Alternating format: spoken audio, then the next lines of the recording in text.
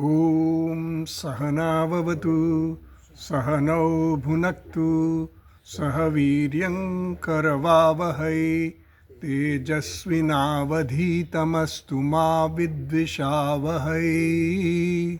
ॐ शान्ति शान्ति शान्तिः। ॐ पूर्णमदः पूर्णमिदं पूर्णात् पूर्णमुदच्यते पूर्णस्य पूर्णमादाय पूर्णमेवावशिष्यते।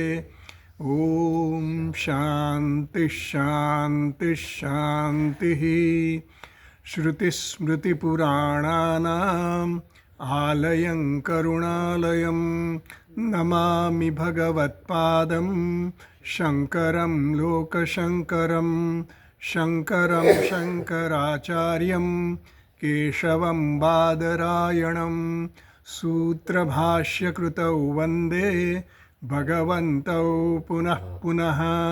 ईश्वरो गुरुरात्मेति मूर्तिभेदविभागिने व्योमवद्व्याप्तदेहाय दक्षिणामूर्तये नमः। ॐ आप्यायन्तु ममाङ्गानि आप्यायन्तु ममाङ्गानि वाक्प्राणश्चक्षुश्रोत्रमथो बलमिन्द्रियाणि च सर्वाणि प्राणश्चक्षुश्रोत्रमथो बलमिन्द्रियाणि च सर्वाणि सर्वं ब्रह्मोपनिषदं सर्वं ब्रह्मोपनिषदं माहं ब्रह्म निराकुर्यां माहं ब्रह्म निराकुर्यां मा ब्रह्म निराकरोत् मा ब्रह्म निराकरोत्। अनिराकरणमस्त्वनिराकरणं मे अस्तु अनिराकरणमस्त्वनिराकरणं मे अस्तु। तदात्मनि निरतेय उपनिषत्सु धर्मास्ते मयि सन्तु मनि निरतेय उपनिषत्सु धर्मास्ते मयि सन्तु ते मयि सन्तु सन्तु। ॐ शान्ति शान्ति शान्तिः। ॐ शान्ति शान्ति शान्तिः। હવે આપણે સીધો ચોથો મંત્ર જ વાંચીએ, બરાબર? પેજ નંબર 36 કૈલાસ આશ્રમના પુસ્તકમાં यद्वाचानभ्युदितं वाचान अभ्युदितं येन वागभ्युद्यते तदेव ब्रह्मत्वं विद्धि नेदं यदिदमुपासते। તો આ જિજ્ઞાસુનો જે પ્રશ્ન છે એના ઉત્તર રૂપે કહ્યું યદ્વાચા અનભ્યુદિતમ, જે વાણી વડે પ્રકાશિત થઈ શકતું નથી એવું આ તત્વ. જિજ્ઞાસુનો પ્રશ્ન હતો ને બ્રહ્મ વિષયનો પ્રશ્ન હતો કે આ જે કંઈ ઇન્દ્રિયો અને મન ને બધાની પ્રવૃત્તિ થાય છે કોની પ્રેરણાથી થાય છે.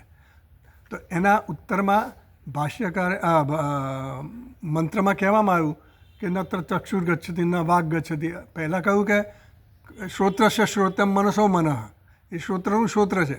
પછી પેલાને એમ થયું કે આ ઇન્દ્રિયોનો વિષય બની શકે એવું છે, એટલે એને કહ્યું કે ભાઈ ન તત્ ચક્ષુર ગચ્છતિ ન વાગ ગચ્છતિ, એટલે જ્ઞાનેન્દ્રિયનો કે કર્મેન્દ્રિયનો કે મનનો વિષય બની શકતું નથી. હજી એને એવું છે કે મારે કંઈક એનું પ્રત્યક્ષીકરણ કરવું છે, પ્રત્યક્ષ મારે જોવો છે. જેમ હું બધા વિષયોને જોઉં છું ને એમ આનું મને જ્ઞાન એવી રીતે થવું જોઈએ. એટલે એનો પ્રયત્ન હજી એવી રીતે જોવાનો છે. એટલે મંત્રમાં કહ્યું યદ વાચા અનભ્યુદિતમ, એટલે વાણી પણ એને પહોંચી શકતી નથી. વાગેન્દ્રિયનો એ વિષય બની શકતો નથી. વાગેન્દ્રિય દ્વારા આપણે શબ્દ બોલીએ તો શબ્દનો વિષય બની શકતો નથી. કેમ નથી બની શકતો? આપણે જોયું કે વાગેન્દ્રિય એટલે કે વાણી બોલવાનો જે ઇન્દ્રિય છે એ કરણ. તો વાગેન્દ્રિયથી આપણે જે કંઈ પણ શબ્દ બોલીએ તો એ શબ્દ પણ એનો અર્થ થતો નથી બ્રહ્મ. કોઈ પણ શબ્દનો અર્થ બ્રહ્મ થાય નહીં. કે વાગેન્દ્રિય દ્વારા એનો વિષય બનાવી શકીએ એવું પણ આ તત્વ નથી. બ્રહ્મ કેવું છે? એ વાણીનો વિષય બની ન શકે, શબ્દનો પણ અર્થ ન થઈ શકે. વાણીના કાર્ય શું છે? શબ્દ ઉચ્ચારણ કરવું. તો કોઈ પણ શબ્દ ઉચ્ચારણ કરીએ, વાસુદેવ બોલીએ કે વસુદેવ બોલીએ કે રામ બોલીએ, કંઈ પણ બોલીએ, શિવજી બોલીએ, એ શબ્દનો ઉચ્ચારણ જે કર્યો એ શબ્દનો અર્થ બ્રહ્મ ન થાય.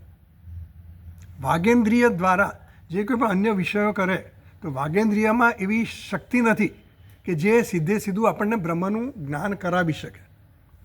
એટલે કહ્યું યદ વાચા અનભ્યુદિતમ. અનભ્યુદિતમ એટલે શું કે એનાથી પ્રકાશિત ન થાય, એનાથી એનું આપણને જ્ઞાન ન થાય, વાણીથી એનું જ્ઞાન ન થાય. તો વાગેન્દ્રિયથી ન થાય તો એને વાગ અભ્યુદ્યતે. તો વાણી શું કરે છે? તો કે વાણી જેના વડે પ્રકાશિત થાય છે એવું આ તત્વ છે. એટલે તું વાણી દ્વારા એને શોધવાનો ટ્રાય નહીં કર. તું અત્યારે એવું વિચારે છે કે હું વાણીથી કંઈક વાંચીને કંઈક શબ્દ સાંભળીને કંઈક એનું જ્ઞાન પ્રાપ્ત કરીશ, તો એવું નથી. એના વાગ અભ્યુદતે, જેના વડે વાણી પ્રકાશિત થાય છે એવું આ તત્વ છે. એટલે કે આ તત્વ કેવું છે? એનું અધિષ્ઠાન છે. આ જે કંઈ દેખાય છે ને જગત, અને વાણી દ્વારા જે કંઈ પણ તને શબ્દ દ્વારા જ્ઞાન થાય છે એ બધું કેવું છે? અધ્યારોપિત છે. એ જડ છે, એ સ્વપ્રકાશ નથી, પોતાની જાતે એ પ્રકાશિત થઈ શકતું નથી. અને એટલા માટે એને જડ કીધું. પરપ્રકાશ્ય એને આપણે જડ કહીએ વેદાંતમાં. જે પોતાના સ્વયં પ્રકાશ નથી. સ્વયં પ્રકાશ માત્ર એક જ છે, હું છે, આત્મા છે, અને એ બ્રહ્મ છે. એટલે એમ કીધું કે એના વાગ અભ્યુદતે, જેના વડે વાણી પ્રકાશિત થાય છે.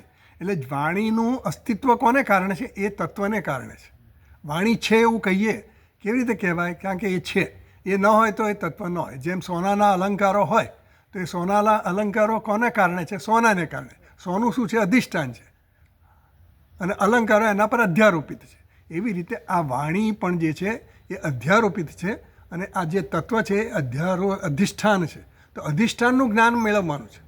પણ અધિષ્ઠાનનું જ્ઞાન મેળવવા માટે આપણે કંઈ વિષયીકરણ કરીને મેળવવાનું નથી, એવું એમના આપણને બીજા અને ત્રીજા મંત્રમાં કહ્યું. તો પછી કહે છે તદેવ બ્રહ્મત્વમ વિદ્ધિ ન ઇદમ યદિદમ ઉપાસે. તદેવ બ્રહ્મત્વમ વિદ્ધિ, ત્વમ બ્રહ્મ વિદ્ધિ. કયા બ્રહ્મને તું જાણ? તો કે એને વાગ અભ્યુદ્યતે, જેના વડે વાણી પ્રકાશિત થાય છે એને જ તું બ્રહ્મ જાણ. અથવા તો તદેવ બ્રહ્મ ત્વમ અસી, એ બ્રહ્મ તું જ છે. અસી પદ ઉમેરીએ આપણે તો તદેવ બ્રહ્મ ત્વમ અસી ઇતિ, એવું તું સમજ, એમ પણ કહેવાય. તો એમ કહે છે ન ઇદમ યદિદમ ઉપાસતે. આ ઇદમ તયા જે તું ઉપાસના કરે છે, ધ્યાન કરે છે, કે વિષયીકરણ કરવા ટ્રાય કરે છે, એ બ્રહ્મ નથી, એવું સ્પષ્ટ કહી દીધું. એટલે પછી થયું શું? ઇદમ અને અહમ, એ સિવાય બીજું કંઈ ત્રીજું તત્વ તો છે નહીં. આપણે જે કંઈ પણ આપણે જાણીએ છીએ એ બધા ઇદમના પક્ષે આવે, અને અહમના પક્ષે તો હું રહું છું. પણ હું એટલે આપણે હજી હું એટલે આપણી જે ઉપાધિ સાથેનું તાદાત્મ્ય છે એને આપણે હું કહીએ છીએ. પણ આ હું એટલે બ્રહ્મ, જે આગળ કહ્યું કે બ્રહ્મ અને આત્માનું ઐક્ય જે છે એને હું આપણે કહીએ છીએ. એ હું શુદ્ધ હું, જે અધ્યારોપિત નથી, ઉપાધિ સાથેના તાદાત્મ્ય વગરનો હું, એને આપણે હું કહીએ. તો ન ઇદમ યદિદમ ઉપાસતે, એવું આપણને કહ્યું. તો હવે જુઓ, ભાષ્ય આપણે જોયેલું, પેજ નંબર 38 કાઢો કૈલાસ આશ્રમના પુસ્તકમાં. આપણે ગયા વખતે ચર્ચા કરી હતી સ્ફોટવાદની. સ્ફોટ એટલે વાણી. આગળ કહી દીધું કે વાચાનો અર્થ શું? કે યદ વાચા અનભ્યુદિતમ, એવું મંત્રમાં જે કીધું ને, પહેલું ચરણ કીધું યદ વાચા અનભ્યુદિતમ, જે વાણી વડે પ્રકાશિત થતું નથી. એટલે વાચા એટલે વાચા શબ્દનો અર્થ આપણે ભાષ્યકારે સમજાયો કે વાચાનો અર્થ શું કરવો. વાચાનો અર્થ એટલે કે વાક એટલે વાચા. વાચા જે છે તૃતીય વિભક્તિ છે વાક શબ્દની. વાક એટલે વાણી, પણ એની તૃતીય એટલે વાણી વડે, ઇન્સ્ટ્રુમેન્ટલ. તો વાણી વડે એ પ્રકાશિત થતું નથી એવું મંત્રમાં કહ્યું. તો હવે વાચા શબ્દનો અર્થ શું કરવો? એટલે વાચા એટલે વાક કર્યું, અને વાક એટલે શું કર્યું? વાગેન્દ્રિય કરી. ભાષ્યકારે 37મા પાના ઉપર ભાષ્યકારે શરૂ કર્યું યદ ચૈતન્ય માત્ર સત્તાકમ. છેલ્લી લીટી જુઓ 36મા પાના પર 36, પેજ નંબર 36, ભાષ્ય में नीचे लास्ट लाइन यद चैतन्य मात्र सत्ताकम वाचा वागिति जिह्वा मूलादिषु अष्टसु स्थानेषु विषक्तम आग्नेयम वर्णानाम अभिव्यंजकम करणम. पेज नंबर 36 भाष्य कई लास्ट लाइन. હા તમારે યોર બુક ઇઝ તમારે પુસ્તકમાં કઈ છે पहली જોઈએ लाइन यह चैतन्य मात्र सत्ता कम ऐसा है सेकंड लास्ट होगी या तो आपने में હા છે છેલ્લેથી બીજી લાઈન हाँ आपने सेकंड लास्ट लाइन होगी પર यह चैतन्य मिली ठीक है मेरा प्रिंटिंग और अलग है ना इसलिए एडिशन अलग हाँ हाँ डिक्शनरी तो वहाँ पे ऐसा भाष्यकार ने हर एक मंत्र के हर एक शब्द को समझाया है क्या क्या उसका अर्थ होता है। तो यत करके बताया ना, यत यत का मतलब क्या है? चैतन्य मात्र सत्ता कम। यत यानी कि ब्रह्म, जो ब्रह्म है। मंत्र में यद वाचा अनभ्युतम, यत का मतलब क्या है? यद माने ब्रह्म, जो ब्रह्म है वो वाचा अनभ्युदितम, वाणी के द्वारा वो प्रकाशित नहीं होता है, करेक्ट ऐसा बताया। बराबर। तो यत का शब्द यत का अर्थ बता दिया। अभी बताते हैं वाचा। वाचा का क्या अर्थ होता है? जो मंत्र में वाचा दिया है उसका क्या मतलब है? तो बता रहे हैं वाग इति जिह्वा मूलादिषु अष्टसु स्थानेषु विषक्तम आग्नेयम वर्णानाम अभिव्यंजकम करणम। तो वाग यानी क्या समझना? वाचा मतलब करण के द्वारा, करण यानी साधन, इंस्ट्रूमेंट। तो वाचा का मतलब वागेंद्रिय से, ऐसा होता है। समझ में आया? તૃતીય વિભક્તિ કરી हाँ, तृतीय विभक्ति बने वाचा એટલે वाक शब्दनी तृतीय विभक्ति वाचा। વાચા वाचा वर्ड हिंदी में कॉमनली यूज भी होता था। वाचा ये हाँ वाचा हमने सुना हुआ बचपन हाँ से। हाँ, तो उसका उसका मतलब है अर्थ यहाँ पर यही है। हाँ, तो वाणी के द्वारा वो प्रकाशित नहीं होता है, उसका ज्ञान वाणी के द्वारा नहीं हो सकता, ऐसा मतलब निकलता है। दूसरा उसका मतलब ऐसा निकला वर्णाश्च, भाष्य में देखिए वर्णाश्च। यहाँ था। वर्णाश्च मतलब इसका वाग जो है, वाक का वाचा किया, उसका अर्थ वर्ण भी समझ सकते हैं, એનો અર્થ વર્ણ પણ થાય। તો વર્ણ એટલે શું? ક ખ ગ ઘ सब वर्ण है। हमने बताया ना 46, देर आर 46 लेटर्स। उसमें स्वर भी है, अंतस्थ है, उष्मक्षर है, ये सब अष्टसु स्थानेषु बताया ना। उसमें स्वर बताए और दूसरे जो अपने व्यंजन बताए, और स्वर है 13 स्वर है, अ आ ई ये सब है स्वर है। तो वो कुल मिला के 46 અક્ષરો થાય છે, સ્વર વ્યંજનો થઈને। તો એ એમણે સમજાવ્યું। એટલે આ બધા વર્ણો જે છે એ વર્ણને પણ વાણી કહેવાય। વાણીનો અર્થ વાગેન્દ્રિય પણ થાય, વાણીનો અર્થ વર્ણ પણ થાય। મુખ્ય અર્થમાં વાગેન્દ્રિય થાય હા। અને ગૌણ અર્થની અંદર ગૌણ અર્થમાં વાગેન્દ્રિય થાય અને વર્ણ કે શબ્દ બને એ મુખ્ય અર્થમાં થાય, એવું કહેવામાં આવ્યું। એટલે પછી હવે આપણે આગળ ચાલ્યા હતા કે ભાઈ આ જે વાકનો અર્થ બે કર્યા, એક વાગેન્દ્રિય કર્યો અને બીજો વાણી એટલે કે શબ્દ કર્યો। તો હવે ત્રીજો અર્થ સ્ફોટકવાદી છે, સ્ફોટવાદી છે। સ્ફોટવાદી એટલે શું છે? એ વૈયાકરણ લોકો છે, ભર્તૃહરિ વગેરે થઈ ગયા, એ લોકો વ્યાકરણના વ્યાકરણના અર્થ બરાબર. હા, એ લોકો વ્યાકરણના અધિકારીઓ હતા અને અધ્યયન એનું જ કરતા હતા। એ લોકો એમ કહે છે કે સ્ફોટ નામનું એક ચિત્ત શક્તિ છે, અને એ ચિત્ત શક્તિ એવી છે કે દરેક વર્ણ હોય એ વર્ણ જે છે એને પણ ભેગું કરવાનું કામ એ કરે છે, એકીકરણ કરવાનું। શબ્દ પણ છે એ પણ એકીકરણ। એટલે એમાં સમજાવ્યું આપણે કે જ્યારે બુદ્ધિ આપણી કામ કરતી હોય ને, બુદ્ધિમાં યાદ શક્તિ છે, બરાબર? સ્મરણ શક્તિ આપણી બુદ્ધિમાં છે। તો બુદ્ધિ યાદ કઈ રીતે કરે?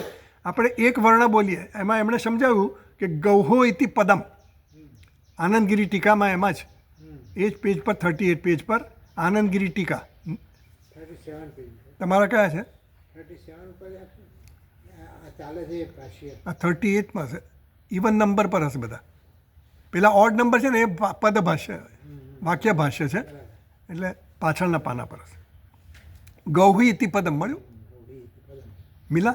આ મિલા પેજ નંબર 38 38 પેજ ઉપર આનંદગીરી ટીકા। આનંદગીરી ટીકા 38 પેજ ઉપર આનંદગીરી ટીકા पहला ही लाइन है गौरी इति गौहो इति, गौरी इति, हाँ उसको पढ़ेंगे गोहो इति, हाँ गौहो इति। गौर इति वो हाँ, जो लिखा हाँ। हुआ है। अभी आपका है ना कोई भी भाष्य हम बोलते हैं ना, तो अभी लेफ्ट साइड ही देखना है, राइट साइड का जो है ना वो भाष्य अलग है। हाँ नहीं वो लेफ्ट ही देखते हैं। हाँ बराबर। तो अभी इसमें लिखा है गौहो इति गौरीति प्रदम। गौरीति है ना, उसका मतलब है गौहो इति, वो संधि के नियम से गौहो इति पदम यानी वहाँ पे ऐसा समझाया कि जो गौहो मतलब शब्द बनता है उसमें 3 अलग अलग लेटर्स है। पहला लेटर है गकार, फिर औकार, औ, गकार, फिर औ और फिर विसर्ग, तो बना गौहो।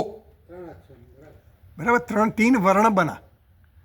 ગ પ્લસ ઔ પ્લસ વિસર્ગ जैसे आपका नाम है नीरज, तो नकार, आ जाता है न में ये नकार, फिर इकार, हाँ फिर रकार, रकार यानी रेफा बोलते हैं, हाँ फिर रेफा के बाद आता है आ, हाँ आ आएगा, आई एम सॉरी, अ आएगा, अ आएगा, तो नीर, फिर जकार, फिर अकार आएगा। तो पूरा शब्द जो है आपका नीरज शब्द बना, उसमें नकार, फिर इकार, इकार भी रस्व इकार, बराबर, फिर रका रेफा, फिर अकार, फिर जकार, फिर अ, ऐसे लेटर सब वर्ण इतने आने के बाद नीरज शब्द बना। अभी वो नीरज वो शब्द है, वो नीरज शब्द का उसका एक अर्थ है, नकार का भी एक अर्थ है, इकार का भी एक अर्थ है, हर एक वर्ण का एक एक अर्थ निकलता है। अच्छा हाँ, तो उनका वो हिसाब से उसको जोड़ा जाता है शब्द के लिए। तो कहने का मतलब ऐसा है कि नीरज शब्द जो बना उसमें कई वर्ण आते हैं। अभी जब बुद्धि ग्रहण करते हैं ना, बुद्धि की शक्ति क्या है? वर्तमान को ही ग्रहण करना। अभी मैं जब बोलता हूँ ना, तो जो मैं वर्तमान में वही ग्रहण करूँगा, और वो ग्रहण के फिर दूसरा विषय आएगा तो दूसरों को ग्रहण करूँगा, वो विषय चला जाता है, तो उसका संस्कार छोड़ जाता है। वाक्य जो हम बोलते हैं ना, वाक्य में तो कई शब्द आते हैं ना, वाक्य में घણા બધા શબ્દો આવે, અનેક શબ્દો આવે, અને શબ્દો જે છે એ અનેક વર્ણોનું બનેલું છે આ વર્ણો શબ્દ અને वाक्य। सर ये कभी पढ़ा नहीं हमने कभी नहीं, हमने भी नहीं पढ़ा था ये। अभी यहाँ पे भाष्य का ये संधि में ये व्याकरण वाले समझ सकते हैं। भयंकर ये तो हाँ, तो इसमें मतलब कहने का ये है कि कोई भी वर्ण हो तो हम वर्ण भी बोलेंगे ना, क बोलेंगे हम, तो क बोले, बुद्धि का जो वागींद्रिय है वो क शब्द बोल दिया, फिर वो चला गया, दूसरा शब्द आएगा ख, उसके बाद आएगा ख ग, उसके बाद आएगा घ, जो अपने लेटर्स जो बोलते हैं वर्ग के हिसाब से, मतलब क्लासेस है ना, जो क ख ग घ क वर्ग है, च छ ज ज ये च वर्ग है, ऐसे च वर्ग बोलते हैं, उसको क्लास बोलते हैं।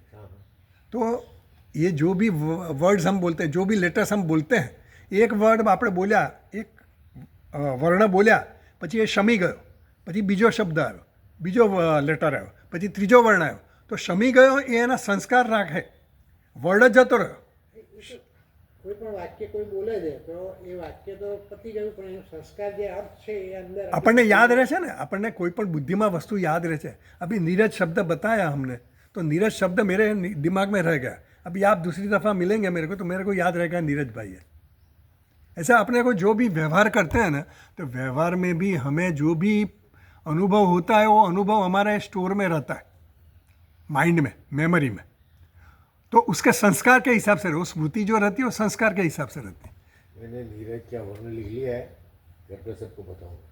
तो अभी ऐसा है कि ये बता रहे हैं ऐसे, वो स्फोटवादी जो है ना, वो अभी स्फोटवादी ऐसा बता रहा है, વ્યાકરણવાદી व्याकरणवादी, वो ऐसा बता रहे हैं कि कोई भी अक्षर होगा या कोई भी शब्द होगा या कोई भी वाक्य होगा, वो वाक्य याद करने के लिए बुद्धि में क्षमता नहीं है, बुद्धि में એની ક્ષમતા નથી, એ લોકોનું મત પ્રમાણે એના મત પ્રમાણે એવું છે। બુદ્ધિમાં ક્ષમતા નથી। હા, બુદ્ધિમાં ખાલી બુદ્ધિ, અને બુદ્ધિનું એનું કારણ એવું છે કે બુદ્ધિ એક સમયે વર્તમાનને જ ગ્રહણ કરી શકે।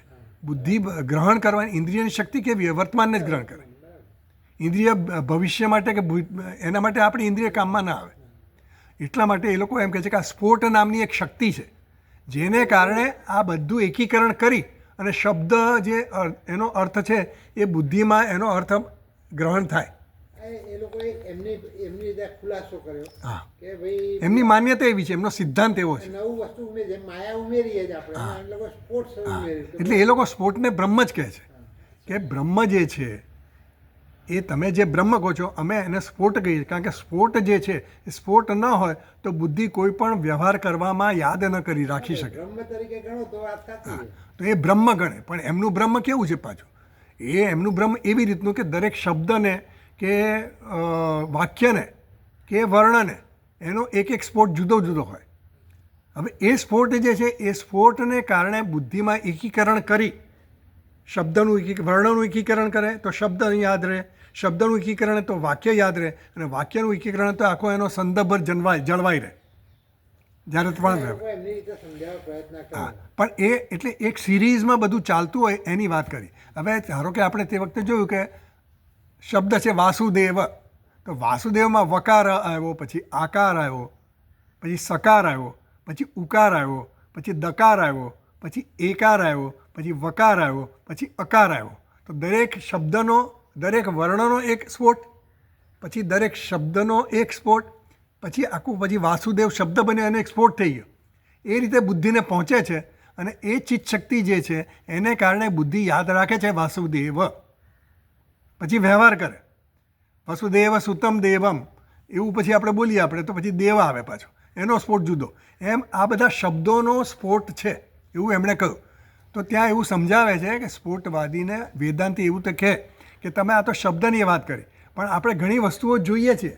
ઝાડ જોયા, ઘણા બધા ઝાડ જોયા, પીપળાનું ઝાડ જોયું, આંબાનું ઝાડ જોયા, તો એમાં તો શબ્દ નથી, આપણે જોઈને પણ ઓળખીએ છીએ ને એને, એ પણ બુદ્ધિ યાદ રાખે છે ને, એમાં સ્ફોટની જરૂર નથી. પર્ણનો આકાર અંદર આપણે એટલે આપણે એટલે કે આપણે રૂપનું દર્શન કરીએ છીએ એ પણ બુદ્ધિ. એટલે વેદાંતિનું કહેવું એવું છે કે બુદ્ધિમાં જ એવી શક્તિ છે કે જે કંઈ શબ્દ કે જે કંઈ રૂપ જુએ એને ગ્રહણ કરવાનો, એનો અર્થ ગ્રહણ કરવાની એનામાં શક્તિ છે, બુદ્ધિમાં છે. એટલે આ તમારો સ્ફોટવાદ જે છે એની વાત એ અમે માનતા નથી. એ સિદ્ધાંત બહુ મર્યાદિત પૂરતો છે. સ્ફોટ જે છે એ શબ્દ પૂરતો મર્યાદિત છે. આપણે સ્ફોટવાદને બહુ ધ્યાન આપવાની જરૂર हाँ, નહીં. पर एमने है ना, एमने એટલે છે ને एने उसने ऐसा किया कि उसने श्रुति का आधार लेकर उसका वाक्य दिखाया कि अकार. उसके बाद देखो आप भाष्य में देखिए दूसरी लाइन, मेरे पुस्तक में दूसरी लाइन है, आपके पुस्तक में तीसरी होगी शायद. अकारो वही सर्वा वाक, પહેલી લાઈન पहली लाइन है तो देख लीजिए. अकारो वही सर्वा वाक भाष्य में છે, પહેલી લાઈન मिली हमने बताओ जरा. પહેલી લાઈન 37 पेज 38 38 ओके हाँ अकारो सर्वा हाँ, अकारो वही सर्वावाक सा एषा स्पर्श अंतस्थ उष्म भी व्यजमाना बफी नाना रूपा भवती इति श्रुते. उन्होंने जो स्फोटवादी છે ने એણે પોતાના આ જે सिद्धांत ने साचो हाँ उसको उद्धृत किया है कि श्रुति का भी हमारे जो ये हमारी जो सिद्धांत है उसको सपोर्ट है, उसका सपोर्ट हमको है. उसको दिखाने के लिए अकार वही सर्ववाक ऐसा करके बताया. अकार का मतलब वहाँ पे ओमकार लिया है. वहाँ आनंदगिरी टीका है नीचे वही पेज पे, उसमें है चौथी लाइन है मेरे में, तुम्हारा में जुओ के अकार इति के बाद देखिए लिखा है अकार प्रधान ओमकार उपलक्षिता स्फोटाख्या चित शक्ति ही सर्वावाक. ચોથી લાઈન मिली चौथी लाइन चौथी लाइन में मिला अकार प्रधान ओमकार उपलक्षिता स्फोटाख्या चित शक्ति, ऐसा दिखाया. तो हाँ, तो अभी वो जो आनंदगिरी है वो जो वाक्य उद्धृत किया है ना उन्होंने, जो कोट किया अकारो वही सर्वावाक भाष्यकार ने, तो स्फोटवादी बताता है कि ऐतरीय आरण्य का ये वाक्य है, श्रुति का ये वाक्य, वो वाक्य के हिसाब से हमको श्रुति का भी सपोर्ट मिलता है हमारे सिद्धांत के लिए. तो श्रुति हमारे लिए शास्त्र जो है, श्रुति जो है हमारे लिए प्रमाण है. तो ये प्रमाणभूत है, हमारा जो सिद्धांत है वो प्रमाणभूत है. और उसका प्रमाण कहाँ से मिलता है? तो ऐतरीय आरण्य का ये मंत्र है, वाक्य है अकारो वही सर्वावाक सा ऐसा स्पर्श अंतस्थ वगैरह वगैरह जो बताया ना. हाँ, तो वो हिसाब से वो बता रहे हैं कि हमारे को ये बताया कि अकारो जो है, अकार से सब कोई भी शब्द जो है वो बनता है वर्णों से, और सभी वर्ण जो है उसका उपादान कारण जो ओरिजिनल અકાર अकार है उसमें से सब वर्ड्स बनते हैं. अकार इज द उपादान कारण मेन। ओम ओम में सभी चीज का स्वर व्यंजन का हाँ सबका, हाँ। ओम में जो वो आता है ना, ओम में क्योंकि अकार वही, हाँ मैं बस समझाता हूँ। ओमकार जो है उन्होंने बताया ना, अकार हो वही सर्वा वाक जो बताया, उसका मतलब ऐसा हुआ कि ओमकार जो है, ओमकार में 3 वर्ण आते हैं, आप जानते होंगे, यस अकार, उकार और मकार, बराबर। तो पहला लेटर है अ, उसका अक्षर है अ, तो अकार प्रधान है, मुख्य है।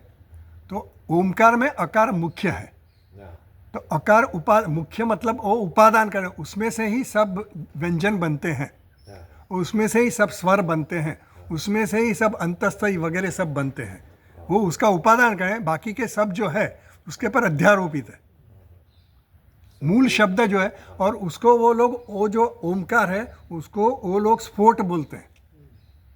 अकार अकार जो है अकार है वो ओमकार है, अकार का मतलब ओमकार समझना, और ओमकार का मतलब वो लोग स्फोट बोलते हैं,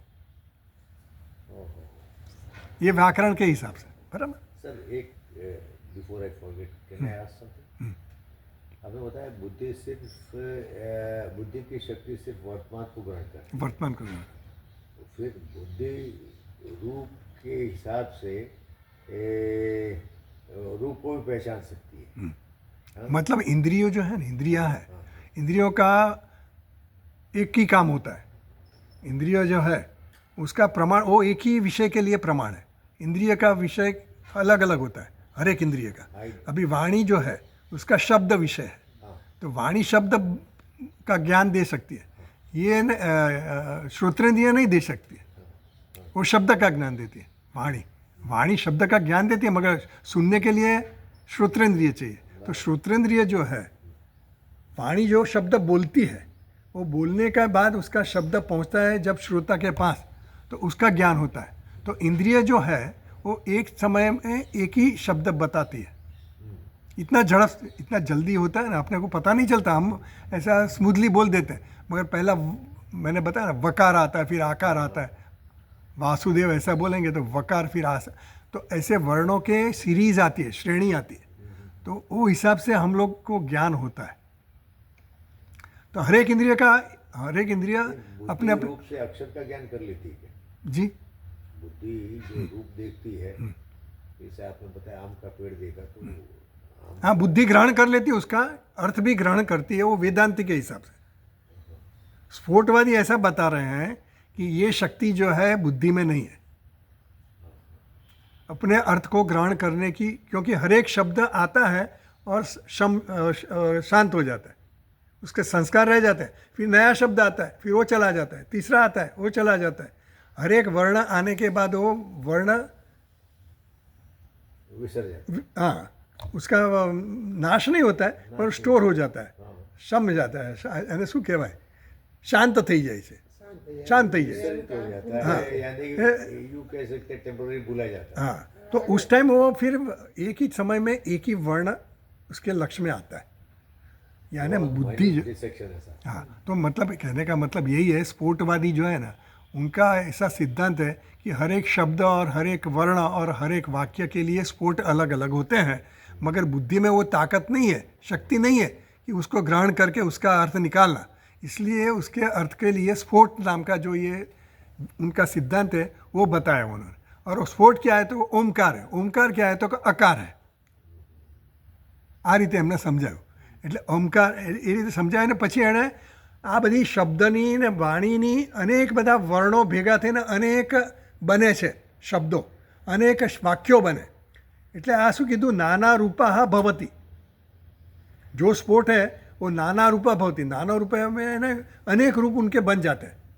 जैसे अपने हर एक के अलग अलग नाम है ना, तो नाम अलग अलग बने, तो नाम किस पे से बने, वर्णों से बने, तो वर्ण भी अनेक है, नाम भी अनेक। वर्ण समझो कि टोटल वर्ण हमने 46 गिना है, तो उसमें 46 में से कितने नाम बन गए, कितने धातु बन गए, कितने प्रत्यय लगेंगे, कितना मतलब अनेक बन गए, इन्फाइनाइट बन गए, समझो अनंत बन गए। हाँ, तो अनेक बन जाते हैं। तो वाणी जो है वो वाणी नाना रूपा भवती और बहुवी भवती, भाष्य में बताया ऐसा। मिला आपको? वो अकारो वै सर्वा वाक् सा एषा स्पर्श अंतस्थ उष्मभिः व्यज्यमाना बह्वी नाना रूपा भवति। समझ में आया? तो उनका कहने का मतलब ये है कि अकार जो है, अकार यानी ओमकार है, वह स्फोट है और वह वाणी है। सर्वा वाक्, सभी वाणी का मतलब ओमकार समझना, मतलब उनके लिए स्फोट जो है वो सर्ववाणी है। और उसका विभाग क्या किया? स्पर्श अंतस्थ उष्मा भी व्यजमान। वो वाणी कैसे व्यक्त होती है? तो स्पर्श व्यंजन है, फिर ઉષ્માક્ષર है, फिर અંતસ્થ है। આ રીતના જે બધા અનેક રૂપના બની જાય છે, પછી અલગ અલગ વ્યંજનોને, અલગ અલગ અંતસ્થને, અલગ અલગ ઉષ્માક્ષરોને ભેગા, વર્ણોને ભેગા કરીને, અક્ષરોને ભેગા કરીને શબ્દ બને, અને શબ્દ બન્યા પછી વાક્ય બને, બધા અનેક શબ્દોનો। તો એ એમ કહે છે કે આ બધું બનવાની પાછળ આ જે સ્ફોટ છે, એ સ્ફોટ જ શું છે? એ લોકો માટે વાણીનો અર્થ સ્ફોટ સમજવાનો, એવું એમનો અર્થ છે। એટલે વાણીના ત્રણ અર્થ કર્યા, ભાષ્યકારે ત્રણ અર્થ સમજાવ્યા કે વાચાનો અર્થ શું કરે? યદ વાચા અનભ્યુદિતમ, એમાં વાચા શબ્દ જે છે એનો અર્થ વાગેન્દ્રિય વડે અથવા તો શબ્દ વડે અથવા તો સ્ફોટ વડે, અનભ્યુદિતમ એ પ્રકાશિત થતું નથી, એટલો અર્થ કરવાનો આપણે। યદ વાચા અનભ્યુદિતમ યાને આ જે તત્વ જે છે એ તત્વ વાગેન્દ્રિય દ્વારા અથવા તો શબ્દ દ્વારા અથવા તો સ્ફોટ દ્વારા પ્રકાશિત થઈ શકતું નથી, એનું જ્ઞાન આપણને ન થઈ શકે। એટલે એ દ્વારા તમે જે કંઈ પ્રયત્ન બ્રહ્મને જાણવા માટે કરતા હો એ કરવાનો છોડી દો, એટલું આપણે આમાંથી સમજવાનું, બરાબર? પછી આગળ વાંચું છું, ભાષ્યમાં જ આપણે વાંચીએ। એની આગળ લખ્યું છે પછી मितम, नीरज भाई बीजी लाइन देखो इसमें, भाष्य में उसके आगे वाली लाइन, 38 पेज पे दूसरी लाइन। हाँ, मितम अमितम स्वरः सत्य अनुते एव विकार यस्याः। तो वाणी जो है, वाणी જે છે ને, હવે એનું આપણને સમજાવે છે વાણી શું છે। તો વાણીમાં શું છે? વાણીના જાત જાતના અર્થ થતા હોય છે। એટલે મિતમ, મિતમ એટલે શું? એમણે સમજાવ્યું કે મિતમ એટલે ઋગ્વેદના જે મંત્રો છે, ઋચાઓ છે, એને મિતમ કીધી। એ આપણને આનંદગીરી ટીકામાં સમજાયું। આનંદગીરી ટીકા है ना नीचे, उसमें देखिए आप, આમાં મારામાં 5મી લાઈન છે, તમારામાં કેટલામી લાઈન? 6ઠી લાઈન છે મારામાં। એમાં સરખી જ છે। સતી જ છે ને? મિતમ ऋगादि पाद अवसान नियत अक्षरत्वात्। मिला आपको? छठी लाइन है, 38 पेज पे दूसरा पैराग्राफ, छठी लाइन। आनंदगिरी टीका, आनंदगिरी टीका। मितम, हाँ, तो उसमें मितम का मतलब क्या निकाला? ऋग्वेद के मंत्र जो है उसको मितम बोलते हैं। ये सब टेक्निकल टर्म्स है व्याकरण की। तो वो बता रहे मितम का अर्थ क्या समझना? मितम એટલે શું? મિતમ એટલે ઋગ્વેદના જે મંત્રો છે ને એને મિતમ કહેવાય। કેમ મિતમ કહેવાય? મિતમ એટલે મપાયેલું, મેઝર્ડ। અક્ષર ફિક્સ હોય, એના જે પાદ હોય એ ફિક્સ હોય, નિશ્ચિત હોય, અને એના અક્ષરો પણ નિશ્ચિત હોય। જેમ અનુષ્ટુપ છંદ છે, આ બધા જે મિતમ એટલે બધા છંદોબદ્ધ મંત્રો હોય બધા। हाँ, जैसे अपने भगवत गीता बोलते हैं तो अनुष्टुप छंद है, कर्मण्येवाधिकारस्ते मा फलेषु कदाचन, ऐसे जो गाते हैं ना वो छंदोबद्ध होता है। उनके अक्षर 4 पाद का एक श्लोक होता है, तो उसमें हर एक पाद है उसका भी फिक्स है, 4 पाद ही रहेंगे अनुष्टुप छंद में, और अक्षर भी फिक्स रहते हैं, हर एक पाद में 8 अक्षर रहते हैं। ऐसा उनका नियम है।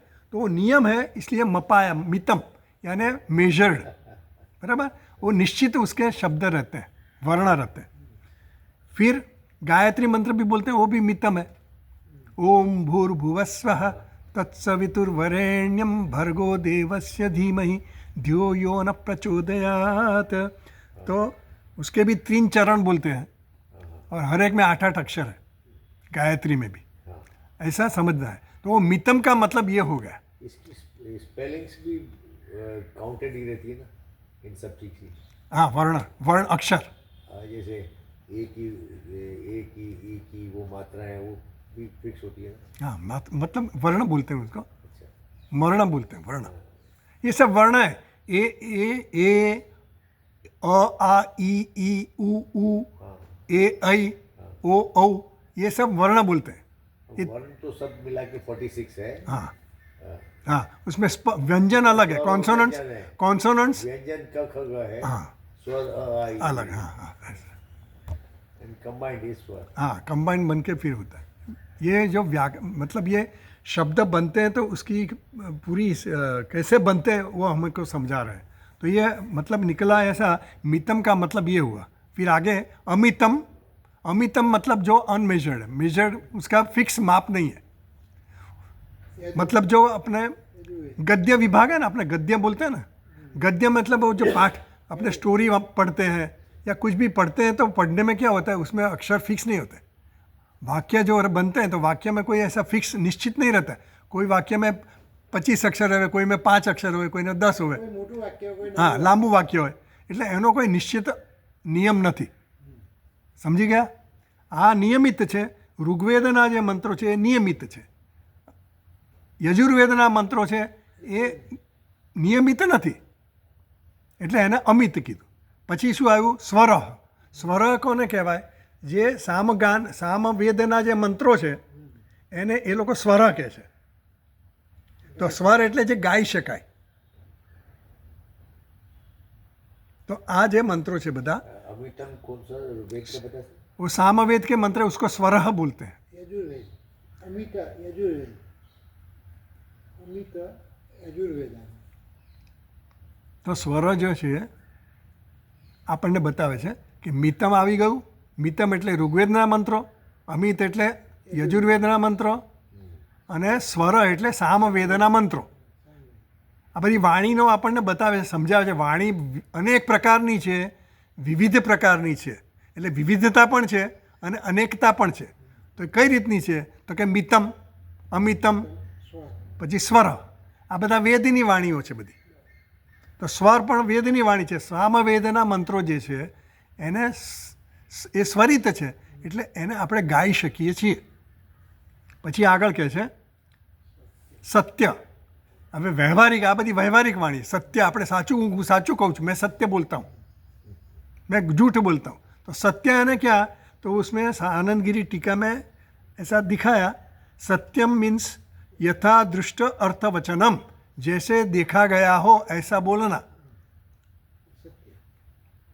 जैसा सुना है, सुन गया है ऐसा ही कहना, वो सत्य बोलते हैं, उसे सत्य कहते हैं व्यवहार में. तो वाणी सत्य भी होती है. वचनम तो सत्य मतलब क्या? जो देखा है ऐसा बताना, उसको सत्य बोलते हैं. ये व्यवहारिक वाणी है. वाणी के भी प्रकार है ना, वेद वाणी भी है और व्यवहारिक वाणी भी है. तो ये व्यवहारिक वाणी है सत्य और अनृत, यानी असत्य नहीं बताया, अनृत बताया, ઉલટો અર્થ उल्टो अर्थ करो, विपरीत. ये सब क्या है? ये सब विकार है. एव विकार यस्याः, यानी वाणी के ये विकार है, ऐसा भाष्यकार ने हमको समझाया. अभी आगे पढ़ता हूँ मैं. तया वाचा पदत्वेन परिच्छिन्नया करण गुणवत्या अनभ्युदितम. तो ये बता रहे हैं भाष्यकार कि तया वाचा, उन वाक्य, ये वाणी से जो हमें अभी हमने सब विभाग करके बताया, वो वाणी से पदत्वेन और उसके बनाए हुए शब्द से परिच्छिन्न है. शब्द कैसा होता है? मर्यादित होता है. कोई पण शब्द बोलूँगा तो मर्यादित रहा है, उसके निश्चित अक्षर रहते हैं. तो वो जो अक्षर है वो निश्चित है, मगर उसका कर्ण गुणवत्या, वो कैसे प्रोड्यूस होता है? शब्द प्रोड्यूस कैसे होता है? वागेंद्रिय से होता है. तो वागेंद्रिय उसमें क्या है? गौण है. गौण यानी सेकेंडरी, और मुख्य कौन है? शब्द मुख्य है. तो जो शब्द जो है, जो वाणी का अर्थ शब्द निकालते हैं, तो वो स्पोर्ट वाले बोलते हैं कि ऐसा जो परिच्छिन्न है उसको, उससे भी ये क्या है? यो ब्रह्म अनभ्युदितम, कर्ण गुणवत्या अनभ्युतितम, जो भी पदत्वेन वाचा शब्द उच्चारित होता है उससे भी अनभ्युतितम यानी प्रकाशित नहीं होता है। मतलब यो मितम बोले, अमितम बोले, स्वर बोले, सत्य बोले, अनृत बोले, कोई भी हिसाब से हम बताएं तो वो वाणी कैसी है, परिचित। इस तत्व को प्रकाशित नहीं कर सकती। ब्रह्म को वो प्रकाशित नहीं कर सकते, ऐसा बताए। अप्रकाशितम अनभ्युक्तम, वो उच्चारित भी नहीं कर सकती। अभी ये वाणी वाच शब्द, वाचा शब्द है ना, उसको समझा रहे हैं भाष्य का। वाणी का हमने 3 अर्थ ले लिए। वाणी से नहीं प्रकाशित होता है तो वाणी का मतलब पहले क्या किया, शब्द, वागेंद्रिय। दूसरा किया वर्ण यानी कि शब्द, और तीसरा किया स्फोट। तो तीनों द्वारा हमको इसका ज्ञान नहीं हो सकता, એવું નક્કી થયું। પરમાત્મા का ज्ञान नहीं। હા, એટલે હવે આપણે આગળ વાંચીએ। मैं भाष्य में पढ़ता हूँ। तो कहे छे येन ब्रह्मणा विवक्षिते अर्थे सकरणा वाग अभ्युद्यते। तो किससे प्रकाशित होता है, तो वो बता दें येन ब्रह्मणा, जिस ब्रह्म से, जे ब्रह्म थी विवक्षित अर्थे सकरणा वाग अभ्युद्यते, પોતાના કરણ સહિત વાગેન્દ્રિય એનું કરણ છે। ભાષ્ય में पढ़ता हूँ। चौथी लाइन। I know. हाँ, ये न ब्रह्मणा विवक्षिते अर्थे सकरणा वाग अभ्युद्यते। तो वाग वाणी जो उसको प्रकाशित करती है, कैसे प्रकाशित करती है, विवक्षित अर्थ। किसको प्रकाशित कर, विवक्षित अर्थे, उनका जो कहने का मतलब है, जो शब्द बोलने का उसकी इच्छा है, वो विवक्षित अर्थ में वो उसको सकरणा, कर्णेन सह, कर्ण क्या है, वागेंद्रिय। तो वागेंद्रिय के साथ ब्रह्मणा यानी ब्रह्म से, ब्रह्म कैसा है तो आगे बताता है चैतन्य ज्योतिषा, जो चैतन्य ज्योति स्वरूप है ब्रह्म, उसके द्वारा जो वाग, जो वाणी प्रकाशित होती है, उसके द्वारा वो जो शब्द उनको उसका अर्थ पहुंचाने की विवक्षा है, जिसकी बोलने वाले की, उसका अर्थ वहाँ पहुंचाता है। कौन पहुंचाता है, ब्रह्म। ब्रह्म क्या है, ज्योति स्वरूप है, चैतन्य ज्योति स्वरूप। આ સાર છે આખાનો આખું આપણી ચર્ચા થઈ એનો એટલે આ भाई, हम जो शब्द बोलते हैं और कर्णेंद्र तक पहुंचता है वो ब्रह्म पहुंचाता है। हाँ, वो ब्रह्म पहुंचाता है। कहने का मतलब ये है, हाजरी के कारण से पहुंचता है। मतलब उसका ये जब उनका जो क्लेम था कि स्फोट है वो वाणी को पहुंचाता है या वागेंद्रिय पहुंचाती है या शब्द पहुंचाता है, वो सब उसको छोड़ दिया। वो एम्पायर के बिना मैच खेली नहीं जा सकती। मतलब ये सब जो भी है उनकी शक्ति नहीं है अपने को अर्थ पहुंचाने की।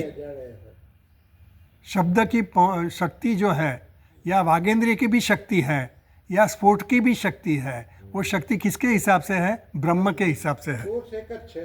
हाँ, સોર્સ બ્રહ્મ, બ્રહ્મની હાજરીથી જ બધું થાય। जो એટલે બાકી सब, निकालते हैं वो ब्रह्म द्वारा कानों तक पहुंच सकते हाँ, हैं। सब ब्रह्म के द्वारा ही। वही ब्रह्म। हाँ, तो ब्रह्म के हिसाब से ही ये काम चलता है। अपने को अर्थ पहुंचाने का, ग्रहण करने की शक्ति वागेंद्री की है, वो भी ब्रह्म के कारण से है। शब्द के अर्थ को पहुंचाने की शक्ति है, वो भी शब्द की किसके कारण है, इनकी शक्ति से, ब्रह्म के कारण से। બ્રહ્મ નીકળી જાય તો પછી એટલે ब्रह्म जो है वो अधिष्ठान है। ब्रह्म नहीं रहे तो वागेंद्रिय भी नहीं रहे, शब्द भी नहीं रहे, और स्फोट भी नहीं रहे। એટલે આપણું ધ્યાન એ બાજુ જવું જોઈએ। બસ। આ બધી વસ્તુઓ એટલે મૂળ વસ્તુને તમારે પકડવાની, અને જે એના પર અધ્યારોપિત છે, જે એ ગૌણ વસ્તુઓ છે, એને છોડી દેવાની। એટલે એનામાં આત્મબુદ્ધિ કરવાની નહીં। આપણે જે અત્યારે સમજતા કે મારી બુદ્ધિથી મેં આ પ્રોબ્લેમ સોલ્વ કરી દીધો કે આ મેં કામ કરી દીધું, એ વાસ્તવમાં એથી આપણા અંદર ડાયવર્ઝન ભાઈ આ મારી એટલે અંતર્મુખ થવાની વાત છે। આ ભગવાનની શક્તિ કામ કરી રહી હા, છે। અંતર્મુખ થવાની વાત છે કે આપણી બહિર્મુખતા જે છે ને, એમાંથી આપણે આપણા મનને વિડ્રો કરી, ઇન્દ્રિયોને પણ વિડ્રો કરીને અંતર્મુખ થવાનું, જેથી કરીને તમને આત્માનું જ્ઞાન થાય, બ્રહ્મનું જ્ઞાન થાય। તો આગળ વાંચું। तब ये अर्थ कितने लोगों को मालूम होता है? नहीं, अपने को तो अपने देखना है अभी भी। ये तो जो पढ़ते हैं उनको सबको समझ में आता है ना, ये धीरे धीरे समझ में आएगा। अभी आगे पढ़ता हूँ मैं। यद वाचः वाक इति उक्तम वदन वाक। अभी ये जो भाष्यकार है वो दूसरे मंत्र की बात करे। यद वाचो हो वाक दूसरे मंत्र में आया ना, यद वाचो हो वाक। तो वो बता रहे हैं यद वाचो हो वाक, जो વાણી की વાણી है, જે વાણીની વાણી છે, આ તત્વની જ વાત થાય છે કે આ તત્વ કયું છે. જે પ્રશ્ન કર્યો હતો ને કેનેશિતમ પતતિ પ્રેષિતમ મન, આ મન વગેરે જે કંઈ પ્રવૃત્તિ કરે છે કોના કારણે કરે છે, કોનાથી પ્રેરિત થઈને કરે છે, એના ઉત્તર રૂપે કહ્યું વાચોહ વાક. તો એ વાણીની પણ વાણી છે. તો ઇતિ ઉક્તમ વદન વાક, તો એવું બીજે પણ કહેવામાં આવ્યું છે. અહીંયા તો કહ્યું, પણ બીજી શ્રુતિઓમાં પણ આવું કહ્યું છે. અહીંયા કેનું ઉપનિષદમાં જ કહે છે એવું નથી, એવું ભાષ્યકાર સમજાવવા માગે છે. એટલે એના બીજા ઉપનિષદો પણ આ જ વસ્તુ કહે છે. તો કહે છે વદન વાક, એવું ઉપનિષદમાં કહેવામાં આવ્યું, બૃહદારણ્યક ઉપનિષદમાં કહેવાય. પછી આગળ વાંચું છું, યો વાચમ અંતરઃ યમયતિ ઇત્યાદિ ચ. બીજે એવું પણ કહેવામાં આવ્યું વદન વાક, જે વાણીનું કારણ શું છે? વદન. વદન એટલે બોલવાનું, વદન એટલે બોલે છે. કોને કારણે? વાક. જે વાણી છે એ બોલે છે, જેને કારણે વાણી બોલે છે એને વદન વાક કહ્યું. વાણીનું જે કારણ, વાણી જેના દ્વારા પ્રેરિત થાય છે, વાક એટલે વાણી, વદન એટલે બોલનારો જે છે, બોલવાની શક્તિ આપે છે, પ્રેરણા આપે છે, એ જે છે જેને કારણે એ બોલે છે. તો એમાં છે ને ભાષ્ય, આમાં જે છે ને, આમાં હું તમને કહું, આ છે ને ભાષ્ય મંત્ર છે બૃહદારણ્યક ઉપનિષદનો છે, 1, 4, 7 છે. उसमें ऐसा है, बृहदारण्यक उपनिषद का भाष्यकार ने कोट किया है, इसलिए कोट किया है कि ये खाली यहाँ केन उपनिषद में ही ऐसी बात नहीं लिखी है, मंत्र दूसरे है उसमें भी यही बात कही गई है. क्या बात है? वदन वाक पश्यन् चक्षुः, चक्षुः शृण्वन् श्रोत्रम, पश्यन् चक्षुः शृण्वन् श्रोत्रम, मनः ता मनवानो मनः तानी अस्य एतानी कर्म नामानी एव. ये सब उसके फंक्शनल नेम्स है. जब वो तत्व ब्रह्म जो है उसके साथ जब वाणी का तादात्म्य होता है, वागेंद्रिय उसके साथ तादात्म्य करेगी, तब वाणी बोल सकती है. वाणी को शक्ति कौन देता है? ब्रह्म देता है, एक ही सोर्स है. तो वाणी जब बोलेगी कब? जब उसके पीछे ब्रह्म होगा, तब ब्रह्म की शक्ति होगी. जब तो बोलेगा क्या? मैं बोलता हूँ. कब वागेंद्रिय काम कब कर सकेगी? जब ब्रह्म होगा तब. अधिष्ठान होगा तो ही अध्यारोप होगा ना. तो कहने का मतलब है वदन वाक, વાણીનો પ્રેરક કોણ છે? આ બ્રહ્મ છે. ચક્ષુનો પ્રેરક કોણ છે? બ્રહ્મ છે. હા, સભી કા, બધી ઇન્દ્રિયોનો પ્રેરક કોણ છે? બ્રહ્મ છે. બધી જ કર્મેન્દ્રિય આવી ગઈ, બધી જ્ઞાનેન્દ્રિય આવી ગઈ, અને મનનો પ્રેરક પણ કોણ છે? બ્રહ્મ છે. એવું કહેવા માગે છે. આ શ્રુતિમાં એવું કહેવામાં આવ્યું, બ્રહ્મ વાજસ્નેહ કે મેં આને મતલબ બૃહદારણ્યક ઉપનિષદ. અને બીજું શું કહેવામાં આવ્યું? યહ વાચમ અંતરઃ यमयति, भाष्य में किया. तो भाष्य में ऐसा बोला, यो वाचम अंतरः यमयति. यमयति यानी वो कंट्रोल करता है, उसको नियमित करता है. कौन? यह यानी जो ब्रह्म, जिसकी बात हो रही है, जो ब्रह्म सबके अंदर रह के उसका आत्मा बन के उसको क्या करती है? यमयति, उसको नियमित कर रही है. यानी हम सब बोल रहे हैं तो उसको भी, हर एक वाणी को नियमित कर रही है, हर एक इंद्रियों को नियमित कर रही है, અને મનને પણ નિયમિત કરે છે. ટોટલ કંટ્રોલ કરે. એના વગર કોઈ કંટ્રોલ વગર કોઈ નિયમિત ચાલે નહીં. ભગવદ્ ગીતામાં છે ને પૃથ્વીની અંદર રહીને, હા, એટલે બુદ્ધિમતામ અસ્મિ, હું બુદ્ધિની બુદ્ધિમતાની બુદ્ધિ હું છું, એવું ભગવાને કહ્યું. બલવતામ હું, जो बलवान है उसका बल मैं हूँ, जो बुद्धिमान है उसकी बुद्धि मैं हूँ, जो तेजस्वी है उसके तेज मैं हूँ. यदादित्य कथम तेज जगत भासते खिलम, जो जगत को भाषित करता है, प्रकाशित करता है, वो आदित्य का तेज मैं हूँ. हमें ऐसा लगता है कि सूर्य का तेज है, मगर सूर्य वगैरह सब जो भी दिखता है वो सब क्या है? जड़ है. जड़ मतलब जड़ यानी हम जो जड़ समझते हैं ऐसा जड़ नहीं, चैतन्य है. हाँ, पर प्रकाश्य है. बाकी सब पर प्रकाश है. चंद्र भी पर प्रकाश है. चंद्र का जो तेज है वो किसका तेज है? सूर्य का तेज है. सूर्य का तेज है वो किसका तेज है? ब्रह्म का तेज है, परमात्मा का तेज. तो वो सब पर प्रकाश्य है, दूसरों से प्रकाशित है. मगर ब्रह्म है कैसा है? परमात्मा कैसा है? स्वप्रकाश है. उसका कोई प्रकाशक नहीं है, वो खुद प्रकाशित है. यानी हमारा जो हूँ है, अहम है, वो कैसा है? स्वप्रकाश है. उसके लिए इंद्रिय की ज़रूरत नहीं है जानने के लिए, कर्म करने की ज़रूरत नहीं, वो तो है, मेरा आपा है ऐसा बता रहे हैं ને, મેરા આપા હે વો. તો એના માટે આપણે કોઈ ઇન્દ્રિયની કે મનની જરૂર, એટલે એમ કહે છે કે આ બધા જે ઉદ્ધરણો કરવાની પાછળનો હેતુ શું છે ભાષ્યકારનો, કે આ દ્વારા એમ કહેવા માગે છે કે ખાલી કેનોપનિષદમાં જ નહીં પણ આ વાણી વગેરે જે કંઈ પણ છે એ બધા કેવા તત્વો છે, પોતાનાથી એનામાં શક્તિ નથી પોતાના વિષયોને પ્રકાશિત કરવાની, એની શક્તિ જે છે ઉછીની શક્તિ છે, અને એ શક્તિ પ્રેરનાર કોણ છે? બ્રહ્મ. એવું સમજાવે છે. હવે આગળ વાંચીએ આપણે એક આટલે સુધી આપણે ગયા વખતે કરેલું. હા, હવે આગળ વાંચીએ છીએ, ભાષ્ય વાંચીએ. યા વાક પુરુષેષુ સા ઘોષેષુ પ્રતિષ્ઠિતા કશ્ચિત, પાછળ ફેરવા, કશ્ચિત તામ વેદ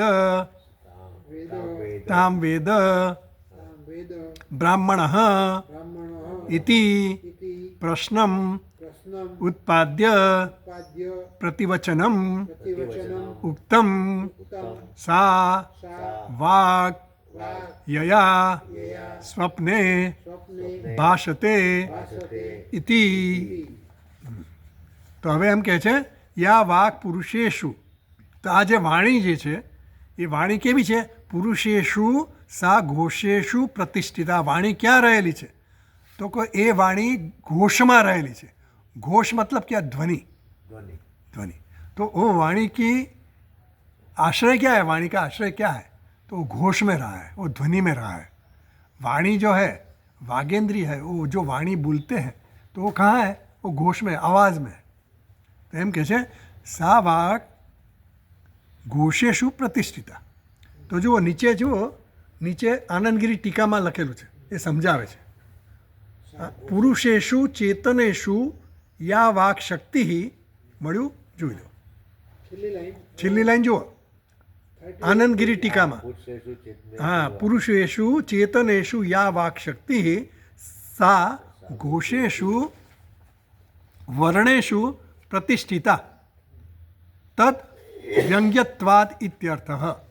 तो जो वाणी है पुरुषेषु चेतनेषु, यानी चेतन पुरुषों में, चेतन पुरुषों બધા જીવા પ્રાણીઓમાં, બધા જ પ્રાણીઓમાં આ વાણી જે છે ક્યાં રહેલી છે? તો બધા જ પ્રાણીઓમાં રહેલી છે. આ વાક શક્તિ ક્યાં રહી છે? બધા જ જીવોમાં રહેલી છે. હવે કબૂતરમાંય રહી છે, ચકલીમાંય રહી છે, સાપમાંય રહી છે, બધા જ પક્ષીઓ હોય, પ્રાણીઓ હોય, જીવાત્મા જે આપણે જેને સજીવ કહીએ, એ બધામાં આ વાણી રહેલી છે. સા ઘોષેષુ વર્ણેષુ, બધા ઘોષમાં અથવા તો બધા વર્ણોમાં એ પ્રતિષ્ઠિત છે, એ રહેલી છે. એટલે ઘોષમાં એટલે આપણે જે બોલીએ ને એને આપણે શું કહીએ? શબ્દ બોલીએ આપણે, એટલે આર્ટિક્યુલેટેડ સાઉન્ડ, જે સ્પષ્ટ એનો અર્થ થતો હોય. જ્યારે પક્ષીઓ બોલતા હોય, કલરવ કરતા હોય, એનો શબ્દનો કે એનો કલરવનો અર્થ આપણે જાણતા ન હોય. એ લોકો એની ભાષા સમજતા હોય તો એ કોમ્યુનિકેટ કરતા હોય, આપણને ખબર નથી. પણ ટૂંકમાં એ બધી જે વાણીઓ છે એ ધ્વનિ આપણે કહીએ ને, અથવા તો ઘોષ કહીએ. તો કોઈ પણ ઘોષ હોય કે ધ્વનિ હોય, અથવા તો આપણે જે શબ્દો જીવાત્માઓ બોલે એ, પુરુષો મનુષ્યો બોલે એનો કંઈક અર્થ થતો, એ પ્રતિષ્ઠિતા, એમાં એ વાણી જે છે એ એમાં પ્રતિષ્ઠિત થઈ છે. તો ક્યાં? આ શબ્દમાં કે ધ્વનિમાં કે એમાં. તો તદ વ્યંગ્યત્વ, કારણ કે એ દ્વારા અભિવ્યક્ત થાય છે. એટલે એમ કહે છે ભાષ્યમાં કે સા વાક પુરુષેષુ સા ઘોષેષુ. આ વાણી ક્યાં પ્રતિષ્ઠિત છે? ક્યાં છે? અને ક્યાં શોધવી? એટલે એમ કીધું કે આ વાણી ક્યાં પ્રતિષ્ઠિત છે?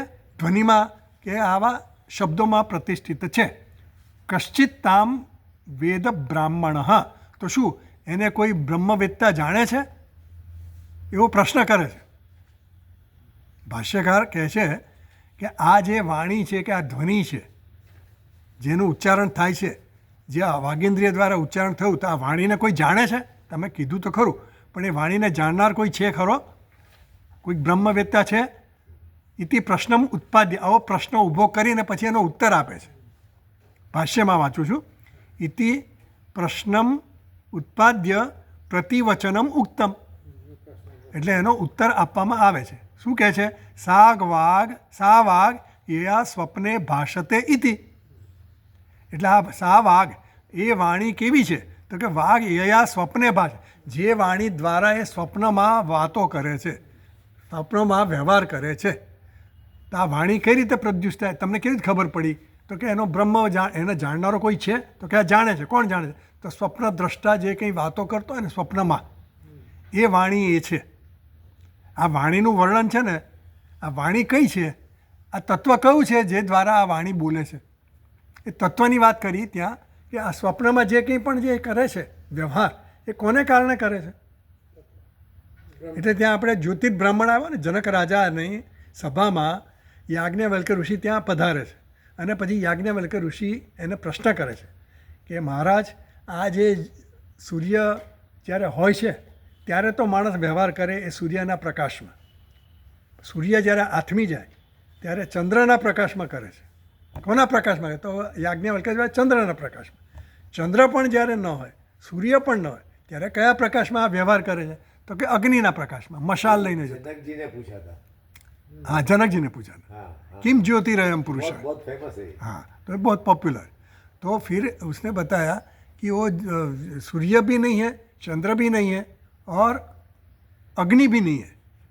जंगल में जाता है, अग्नि से वो देख के चलता है. वो अग्नि भी नहीं है तो अभी अग्नि भी शांत हो गया, चंद्र भी नहीं है, सूर्य भी नहीं है, तो वो कौन से प्रकाश में? तो ऐसी स्थिति में क्या करेगा? तो वाणी की आवाज़ से सुनता है.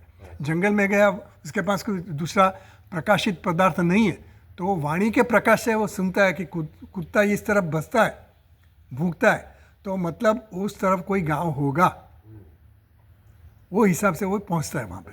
या तो हम लोग चलते हैं, एक दूसरे को बोलते हैं इधर आओ, मेरे पीछे पीछे आओ, तो वाणी से हम उसको डायरेक्ट कर सकते हैं, निर्देश कर सकते हैं. તો એ કયો પ્રકાશ હતો? વાણીનો પ્રકાશ. હવે વાણી પણ નથી, સૂર્ય ચંદ્ર નથી, અગ્નિ નથી, તો કયો પ્રકાશ? તો એવું કયું એ કઈ અવસ્થા છે? સ્વપ્નની અવસ્થા. સ્વપ્નની અવસ્થા એવી છે કે ત્યાં આ વાણી નથી, ત્યાં સૂર્યચંદ્ર આ બધા જે પ્રકાશિત તત્વો છે એ પણ નથી. ત્યાંનો જે સૂર્ય છે જુદો છે, ત્યાંનો ચંદ્ર જુદો છે, ત્યાંની વાણી જુદી છે, એ બધી વાણી પણ જુદી છે ત્યાંની. આ વાણી નથી કામ કરતી ત્યાં, આ વાગેન્દ્રિય નથી. એટલે જે સ્વપ્નમાં એ જે કંઈ વાક્ય બોલે છે, જે કંઈ વ્યવહાર કરે છે વાણી દ્વારા, એ વ્યવહાર કરનારો કોણ છે? એ સ્વપ્ન દ્રષ્ટા છે. અને એ કોણ છે? એ આત્મા છે. આત્માના પ્રકાશમાં જ આ બધું થાય છે. ત્યાં તો આપણે પ્રકાશ જ દેખાય છે ને, બધું સ્વપ્ન જોઈએ તો આપણે દેખાય છે, વ્યવહાર કરતો દેખાય છે, બધું જ દેખાય છે આપણને. જેમ આપણે જાગ્રતમાં વ્યવહાર કરતા એવું જ દેખાય. તો એ પ્રકાશ કયો છે? એટલે ત્યાં સ્વપ્નના દૃષ્ટાંત દ્વારા એવું સ્થાપિત કર્યું કે આત્માનો પ્રકાશ છે. બીજા કોઈ આ જે લ્યુમિનરીઝ છે એ બધી શાંત થઈ ગઈ, ત્યાં નથી. પણ આ એક જ સ્વયં પ્રકાશ જે આત્મા છે, એ તારો આત્મા જે છે એ કેવો છે? અમૃત છે, એ અમર છે. ત્યાં એવું કહેવામાં આવ્યું,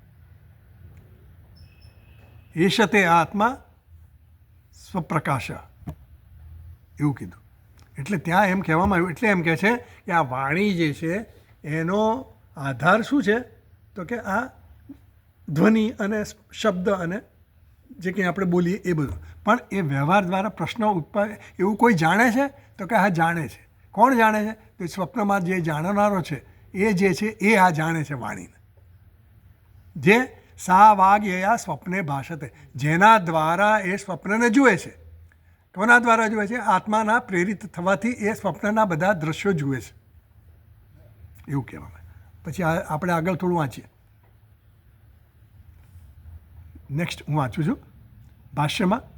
સાહી વક્તુઃ વક્તિઃ નિત્યા વાક ચૈતન્ય જ્યોતિઃ સ્વરૂપા. તો એમ કહે છે સાહી વક્તુઃ વક્તિઃ નિત્યા વાક ચૈતન્ય જ્યોતિ સ્વરૂપા. બરાબર, એવું કહે છે. એટલે એમ કહે છે કે જે આ સ્વપ્નની વાત કરવામાં આવી, સ્વપ્નમાં જે જોનાર છે એ કોણ છે? એ આ આત્મા છે. બરાબર. તો સાહી અને એની જે એ વક્તા છે એ કેવો છે? તો કે સાહી વક્તિઃ વક્તિઃ નિત્યા. એની જે વાણી જે છે એ જે બોલે છે કેવી છે? નિત્ય વાણી છે. વાણીના બે પ્રકાર છે, એક નિત્ય વાણી છે અને બીજી અનિત્ય વાણી છે. આપણે જે બોલીએ છીએ ને વાગેન્દ્રિય દ્વારા જે કંઈ પણ આપણે બોલીએ છીએ બધી કેવી છે? અનિત્ય વાણી છે. અત્યારે જે આપણે બોલીએ છીએ એ વાણી કેવી છે? અનિત્ય છે. કેમ અનિત્ય છે? સ્વપ્નમાં આ વાણી નથી. સ્વપ્નમાં આ વાણી નથી, બરાબર. સુષુપ્તિમાં આ વાણી નથી, એટલે એને અનિત્ય કીધી. આવા જવાવાળી. હા, એમ ઇન્દ્રિયો દ્વારા જે કંઈ પણ આપણે વિષયીકરણ કરીએ છીએ, રૂપ જોઈએ તો રૂપ એ તે કેવા છે? ચક્ષુર ઇન્દ્રિય જે આપણને રૂપ દેખાડે એ રૂપ કેવા છે? અનિત્ય જ છે. એટલે ઇન્દ્રિયો દ્વારા જે કંઈ પણ ગ્રહણ કરીએ છીએ એ બધું કેવું છે? અનિત્ય છે. એટલે એમ કહે છે, અત્યારે અહીંયા વાણીની વાત થઈ છે એટલે વાણીની વાત કરી. સાહી વક્તુહુ વક્તિહી નિત્યાવા. તો આ જે વાણી જે છે આત્માની વાણી છે, આત્મારૂપી જે વાણી છે, આ ચૈતન્યરૂપી જે વાણી છે કેવી છે? નિત્ય વાણી છે. એ નિત્ય છે. સમજ પડી? પેલી આવા જવાવાળી છે. પેલી પેલી નિત્ય નથી, આવવા જવાવાળી છે. એ અત્યારે છે પછી નથી, અવસ્થાઓ બદલાય એમ બદલાઈ જાય. જ્યારે આ વાણી જે છે એ ચૈતન્યરૂપી જે વાણી છે એ કેવી છે? નિત્ય છે. પછી આગળ આપણે સમજાવે એ કેવી છે? જ્યોતિ સ્વરૂપા, એટલે સ્વપ્રકાશ છે. એ સ્વપ્રકાશ વાણી છે એ નિત્ય છે, બાકીની વાણી છે અનિત્ય વાણી છે. તો આગળ વાંચું. નહીં, હા, નહીં વક્તુહુ વક્તેહે વક્તેહે વિપરિલોપો વિદ્યતે પરિલોકો વિદ્યતે ઇતિ શ્રુતેહે. શ્રુતેહે. તો બૃહદારણ્યક ઉપનિષદમાં જ આ વાક્ય છે. નહીં વક્તુહુ વક્તેહે વિપરિલોપો વિદ્યતે ઇતિ શ્રુતેહે. એટલે ભાષ્યકારે એવું કહ્યું કે આ બે પ્રકારની વાણી છે, એક નિત્ય છે અને અનિત્ય છે. તો આ વક્તુ જે છે, વક્તુ એટલે વક્તા, જે વક્તા છે, મૂળ વક્તા, જે સ્વયં પ્રકાશ છે, એ કેવો છે? નિત્ય વાણી બોલનારો છે. નહીં વક્તુહુ વક્તેહે વિપરિલોપો વિદ્ય. જે એ વક્તા છે એની વાણીનો ક્યારેય પણ લોપ થતો નથી. એ ક્યારે એનો લોપ ન થાય. કેમ? અવિનાશીત્વાત. એ કેવો છે? અવિનાશી છે. બીજી બધી વાણીઓ કેવી છે? વિનાશી છે. એટલે આ ઉપાધિવાળી વાણીઓ છે બધી. વાગેન્દ્રિય જે છે ને, આપણી બધી ઇન્દ્રિયો છે કે મન છે, આ બધા ઉપાધિ છે. એ ઉપાધિ દ્વારા જ આપણે વ્યવહાર કરી શકીએ. એ ઉપાધિનો તો વ્યવહાર પણ ન થાય. અધિષ્ઠાન જે બ્રહ્મ છે, જે આત્મા છે, એ આત્મા સ્વયં કંઈ કરી ન શકે, અવ્યવહાર છે. એ આગળ પાછળ સમજાવશે આપણને. તો એનો આ જે ચૈતન્યરૂપી જે વાક શક્તિ છે એનો ક્યારેય લોપ થતો નથી. એનો ક્યારેય લોપ કેમ નથી થતો? તો કે અવિનાશી છે. બીજી બધી વસ્તુઓ છે એ બધી કેવી છે? વિનાશી છે, એમ કહેવામાં આવ્યું. એના માટે આ જે શ્રુતિ કહેવામાં આવી ને, એ શ્રુતિની વાત કરે છે એ વદન વાક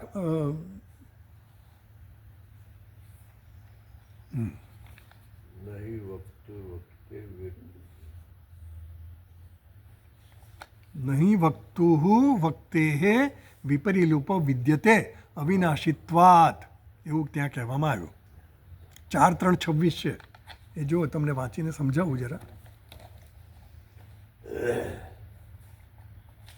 4:3:26 वहाँ ऐसा है, यद वै तन्न वदति वदन वै तत्र तन्न वदति नहीं वक्तुहु वक्तेः विपरिलोपो विद्यते. એટલે સુષુપ્તિમાં આત્મા સ્વયં જ્યોતિષ સ્વરૂપ છે.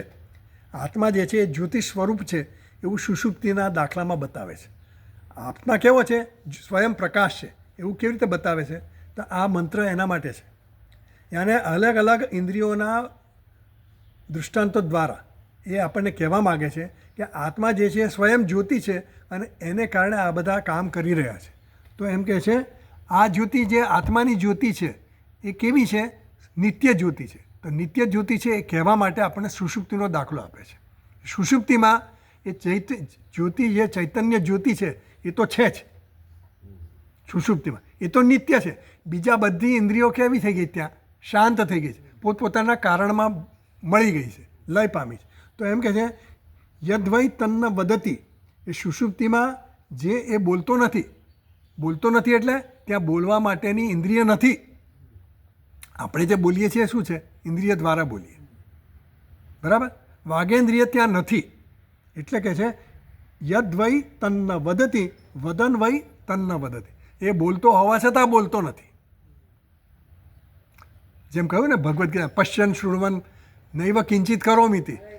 બધી ક્રિયાઓ કરતી જોઈએ છે, પણ ક્રિયાઓ જે થઈ રહી છે એ ઉપાધિના સ્તરે થઈ રહી છે, એ આત્માને આત્માના સ્તરે નથી થઈ રહી. એવું ત્યાં કહેવામાં એમ યદ વૈ તન્ન વદતી વદન વૈ તન્ન વદતી.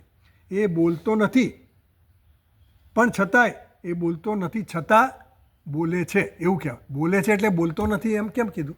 કારણ કે બોલતો નથી. બોલવાનું ક્યારે થાય? જ્યારે મારાથી અન્ય કંઈ હોય ત્યારે હું બોલું. ત્યાં અન્ય કંઈ છે નહીં એટલે એ બોલતો નથી, પણ એ બોલવા તૈયાર જ છે. જો એને કોઈ ઉપાધિ આવે, આપણે સુષુપ્તિમાંથી જાગીએ તો તરત જ બોલવા માંડીએ છીએ ને. અન્ય કંઈ દેખાય એટલે બોલીએ. જ્યારે ત્યાં અન્ય કંઈ છે જ નહીં, સુષુપ્તિમાં બીજું કંઈ છે જ નહીં, સુષુપ્તિ ગાઢ નિદ્રાની વાત છે, તો ત્યાં આગળ ઇન્દ્રિયો પણ નથી, મન પણ નથી અને બીજું અન્ય પદાર્થો પણ નથી, તો ત્યાં બોલવાનો કોઈ અવકાશ જ નહીં. પણ એ કેવું છે, આ ચૈતન્ય તત્વ તો છે જ. પ્રાણક્રિયા ચાલે છે. કેમ ચાલે છે? કારણ કે એ તત્વ છે ત્યાં સુધી ચાલે છે. પ્રાણ બધી ક્રિયાઓ કરે છે. પ્રાણ શ્વાસ ઉચ્છ્વાસ ચાલે છે. ઇન્દ્રિયો નથી, મન નથી, તો કોઈ પણ બોલવાની શક્તિ માટેનું જે સાધન જોઈએ સાધન નથી. પણ એ જે છે એ કેવું છે? એ તો નિત્ય છે જ. એટલે ચૈતન્ય જ્યોતિને શું કીધું? એ નિત્ય વાણી ત્યાં આગળ છે. એમ નિત્ય ચક્ષુર ઇન્દ્રિય ત્યાં છે. કારણ કે ચૈતન્ય કેવો છે? બધામાં કોમન છે, સામાન્ય છે, એ બધાનું અધિષ્ઠાન છે. એ છે એટલે આ બધી ઇન્દ્રિયો કામ કરે, એ છે એટલે મન કામ કરી શકે. गुरुजी जैसे स्वप्न टूटा और तो उस स्वप्न इमीडिएट तो याद रहता है, बाद में याद नहीं रहता है. तो याद रहा तो फिर तो वागेंद्री से निकलना बाद में. फिर तो हमने बोला, मैं उठा, मैंने अपनी पत्नी को बोला यार आज ऐसा मैंने सपना देखा. हाँ? तो स्वप्न की भाषा अलग है, वो नित्य है, और जो मैं बोल के उन्हें बता रहा हूँ वो अनित्य है. ऐसा ही है ना? हाँ, स्वप्न की भाषा भी अनित्य ही है. स्वप्न की भाषा जागृत में नहीं है ना. हाँ नहीं, जागृत में नहीं है. हाँ. जागृत में नहीं. अच्छा. जागृत में, स्वप्न में और सुषुप्ति में, तीनों में अलग अलग ही है. सुषुप्ति में जो है उसमें तो कोई इंद्रिय नहीं है. स्वप्न में जो इंद्रिय है वो स्वप्न की इंद्रियां है. जागृत में जागृत की इंद्रियां है. हाँ, हाँ. जो व्यवहार करने के लिए इंद्रियां चाहिए, करण चाहिए. स्वप्न में कौन सी इंद्रिय होती है? स्वप्न में स्वप्न की इंद्रियां तो रहती सारी इंद्रियां है ही है. हैं. स्वप्न में हम देखते हैं ना, हम दृश्य तो देखते हैं ना स्वप्न में, तो वो चक्षु अपने ये चक्षु नहीं है, सुनते हैं. वो सूक्ष्म है. तो स्वप्न में तो क्या है? सुषुप्ति में स्थूल शरीर भी नहीं है, मतलब लय हुए नहीं है, मतलब कहने का मतलब वो एक्टिव नहीं है. तो ऐसा बोलते हैं यद वै तन्न वदति वदन वै तन्न वदति नहीं वक्तुहु वक्ते है विपरीलोपो विद्यते. यानी कि वो जो चैतन्य ज्योति है उसकी वक्ति यानी कि उसकी वदन शक्ति का कभी लोप नहीं होता है, उसकी देखने की शक्ति का कभी लोप नहीं होता है. એટલે એ જે શક્તિ જે છે એનો ક્યારેય લોપ થતો નથી. ચક્ષુ કહ્યું એ પાછળનું જે ચક્ષુ કહ્યું એનો લોપ થતો. हाँ, એનો લોપ થતો नहीं. एक चक्षु के पीछे जो चक्षु है, श्रोत्र के पीछे जो श्रोत्र है, मन के पीछे जो मन है, वो शक्ति का कभी लोप नहीं होता. वो मन का पीछे वो सब क्या है? वो चैतन्य ज्योति है और उसका लोप कभी होता नहीं है. क्यों नहीं होता है? क्योंकि वो अविनाशी तत्व है. આટલું એમણે કહ્યું. એટલે એમ કહે છે नहीं वक्तुहु वक्ते है विपरीलोपो विद्यते इति श्रुते है. इस श्रुति से ऐसा बताया गया कि साहब ये 31 तक ये ऐसा ही है क्या? ये मतलब ये चौथे पे बहुत चल रहे हैं. नहीं, ऐसा डिफिकल्ट पार्ट ओवर और अभी 31st. नहीं, बात में तो सब इजी आता है, मगर ये बेसिक है ना, इसलिए सिखा रहे हैं अपने. नहीं मैं समझ रहा हूँ. हाँ, अभी आगे पढ़ते हैं थोड़ा. Conceptual clearance है. नहीं, आगे थोड़े पढ़ते हैं. वाँचू है ना मनुभाई? हाँ नहीं 100%. तदेव जाने वाला नहीं हूँ सर. तदेव तदेव आत्मस्वरूपम आत्मस्वरूपम ब्रह्म निरतिशयम निरतिशयम भूमाख्यम वाक्यम बृहत्वात् भगवत्वात् बृहत्वात् ब्रह्म इति विद्धि विजानीहि त्वम. तो पहला जो चरण है ना वो पूरा हो गया, पहला और दूसरा चरण. मंत्र का जो पहला चरण था, यद वाचा अनभ्युदितम ये न वाग अभ्युद्यते, वो पूरा हो गया. ये न वाग अभ्युद्यते भी पूरा हो गया, जिसके द्वारा वाणी प्रकाशित होती है. अभी ये बता रहे हैं तीसरा चरण, तदेव ब्रह्म तदेव ब्रह्मत्वम विद्धि, वो अभी हमको समझा रहे हैं भाष्यकार। तदेव शब्द समझा रहे हैं। तदेव का मतलब क्या है? तदेव यानी आत्मस्वरूपम, वो आत्मस्वरूपम क्या है? ब्रह्म है। यानी अब तुम्हारा जो आत्मस्वरूप है वो ही ब्रह्म है। वो कैसा है? निरतिशयम, उससे श्रेष्ठ कोई दूसरा है नहीं। निरतिशय का मतलब क्या? उससे अतिशय कोई है नहीं, उससे बढ़कर कोई है नहीं। सर्वश्रेष्ठ हो गया। हाँ, वो सर्वोत्कृष्ट हो गया। तो वो ब्रह्म क्या है? तदेव आत्मस्वरूपम ब्रह्मत्वम विद्धि, ये आत्मा સ્વરૂપને તું બ્રહ્મ જાણ। ये કેવું છે? निरतिशयम भूमाख्यम, तो भूमाख्यम उसको भूमा बोला गया है। किसमें बोला गया? छांदोग्य उपनिषद में। छांदोग्य उपनिषद में नारद मुनि सनत कुमार के पास जाते हैं। वो बात हमने पहले कही थी, આપણે વાર્તા પહેલાં કરેલી કથા એની, કે નારદ મુનિ જાય છે સનત કુમાર પાસે, કે નારદ મુનિ 64 વિદ્યાનું જ્ઞાન પ્રાપ્ત કરેલું હોય છે અને છતાં એમ કે છે તરત સોહમ ભગવાન શોચામી, આટલો જ્ઞાની હોવા છતાં પણ હું શોક કરી રહ્યો છું। મને આટલી બધી વિદ્યાનું જ્ઞાન છે, આ બધી દુનિયા વિદ્યા છે, એ બધાનું જ્ઞાન હોવા છતાં પણ હું મારા શોકને પાર કરી શકતો નથી। તો મેં તમારા જેવા વિદ્વાનો પાસે, ઋષિઓ પાસેથી એવું સાંભળ્યું છે કે તરતી શોકમ આત્મવિત, આત્મજ્ઞાની જે છે એ શોકને તરી જાય છે। તો મને તમે આ જ્ઞાન આપો, એવું ત્યાં જઈને નારદ મુનિ કહે છે। એટલે એની પ્રાર્થના અનુસરીને પછી સનત કુમાર એને ઘણી બધી સમજણ આપે છે અને પછી આત્માનું જ્ઞાન આપે છે। તો કહે છે યો ના અલ્પે સુખમ હસી યો વૈ ભૂમા તત્ સુખમ, જે ભૂમા છે એ જ સુખ। ભૂમા એટલે તે બ્રહ્મ, બ્રહ્મને જ ભૂમા કીધી ત્યાં, એટલે ભૂમા વિદ્યા છે। એ ભૂમા વિદ્યા જ સુખ છે, કારણ કે એ જ અનંત છે। અને ના અલ્પે સુખમ અસ્તિ, અત્યારે તારી જે બધી વિદ્યા છે ને, તે જે કંઈ પણ વિદ્યા મેળવી છે બધી કેવી છે? અલ્પ વિદ્યા છે। અલ્પ એટલે શું? મર્યાદિત છે। અને અલ્પ જે હોય ને, અલ્પતાનો જ આપણામાં તકલીફ છે બધી। આપણામાં તકલીફ કઈ છે? મારામાં અલ્પતાનો જ દુઃખ છે। આપણને દુઃખ શેનું છે?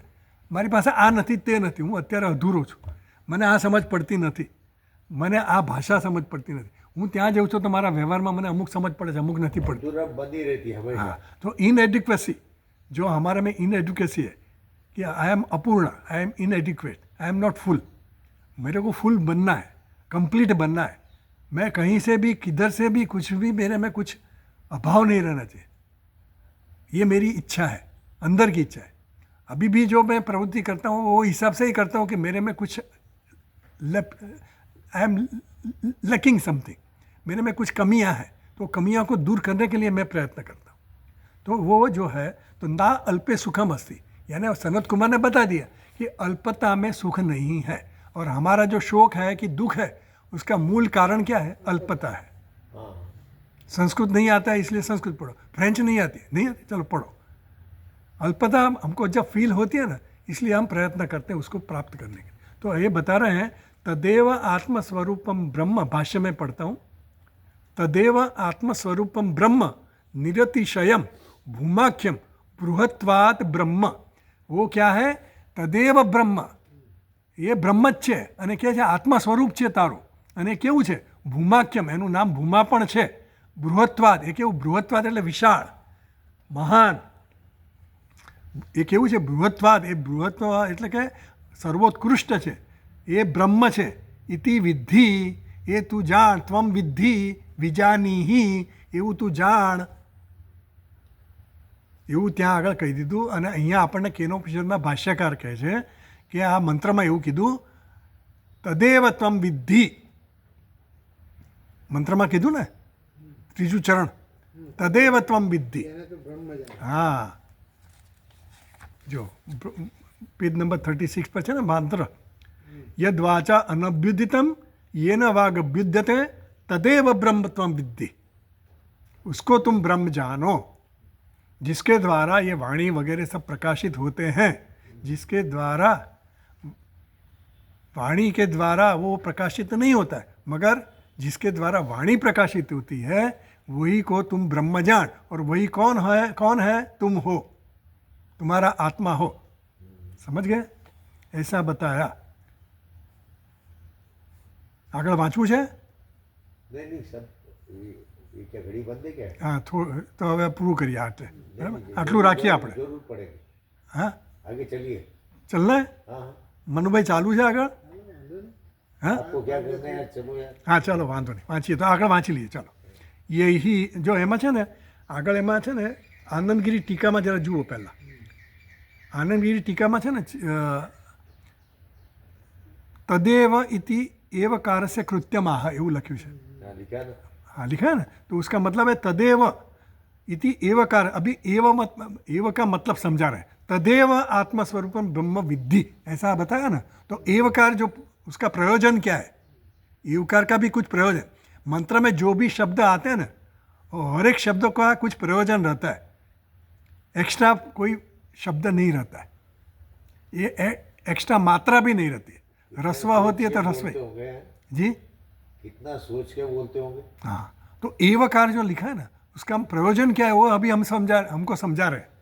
तदेव ब्रह्म तम विद्धि, उसी को ही तुम ब्रह्म जान. वो उसको क्या है, वो सब तदेव एवकार जो है ना, वो वजन देने के लिए है. उसको ही, तू ही आना, दूसरा किसी को मत लाना, ऐसा हम बताते हैं ना, ही बताता ना, ही तुम ही, तुझको ही आना है, दो व्यक्ति को ही आना है, ऐसा उसको भार देते हैं. तो ऐसा है, तो वो अभी हमको समझा रहे हैं.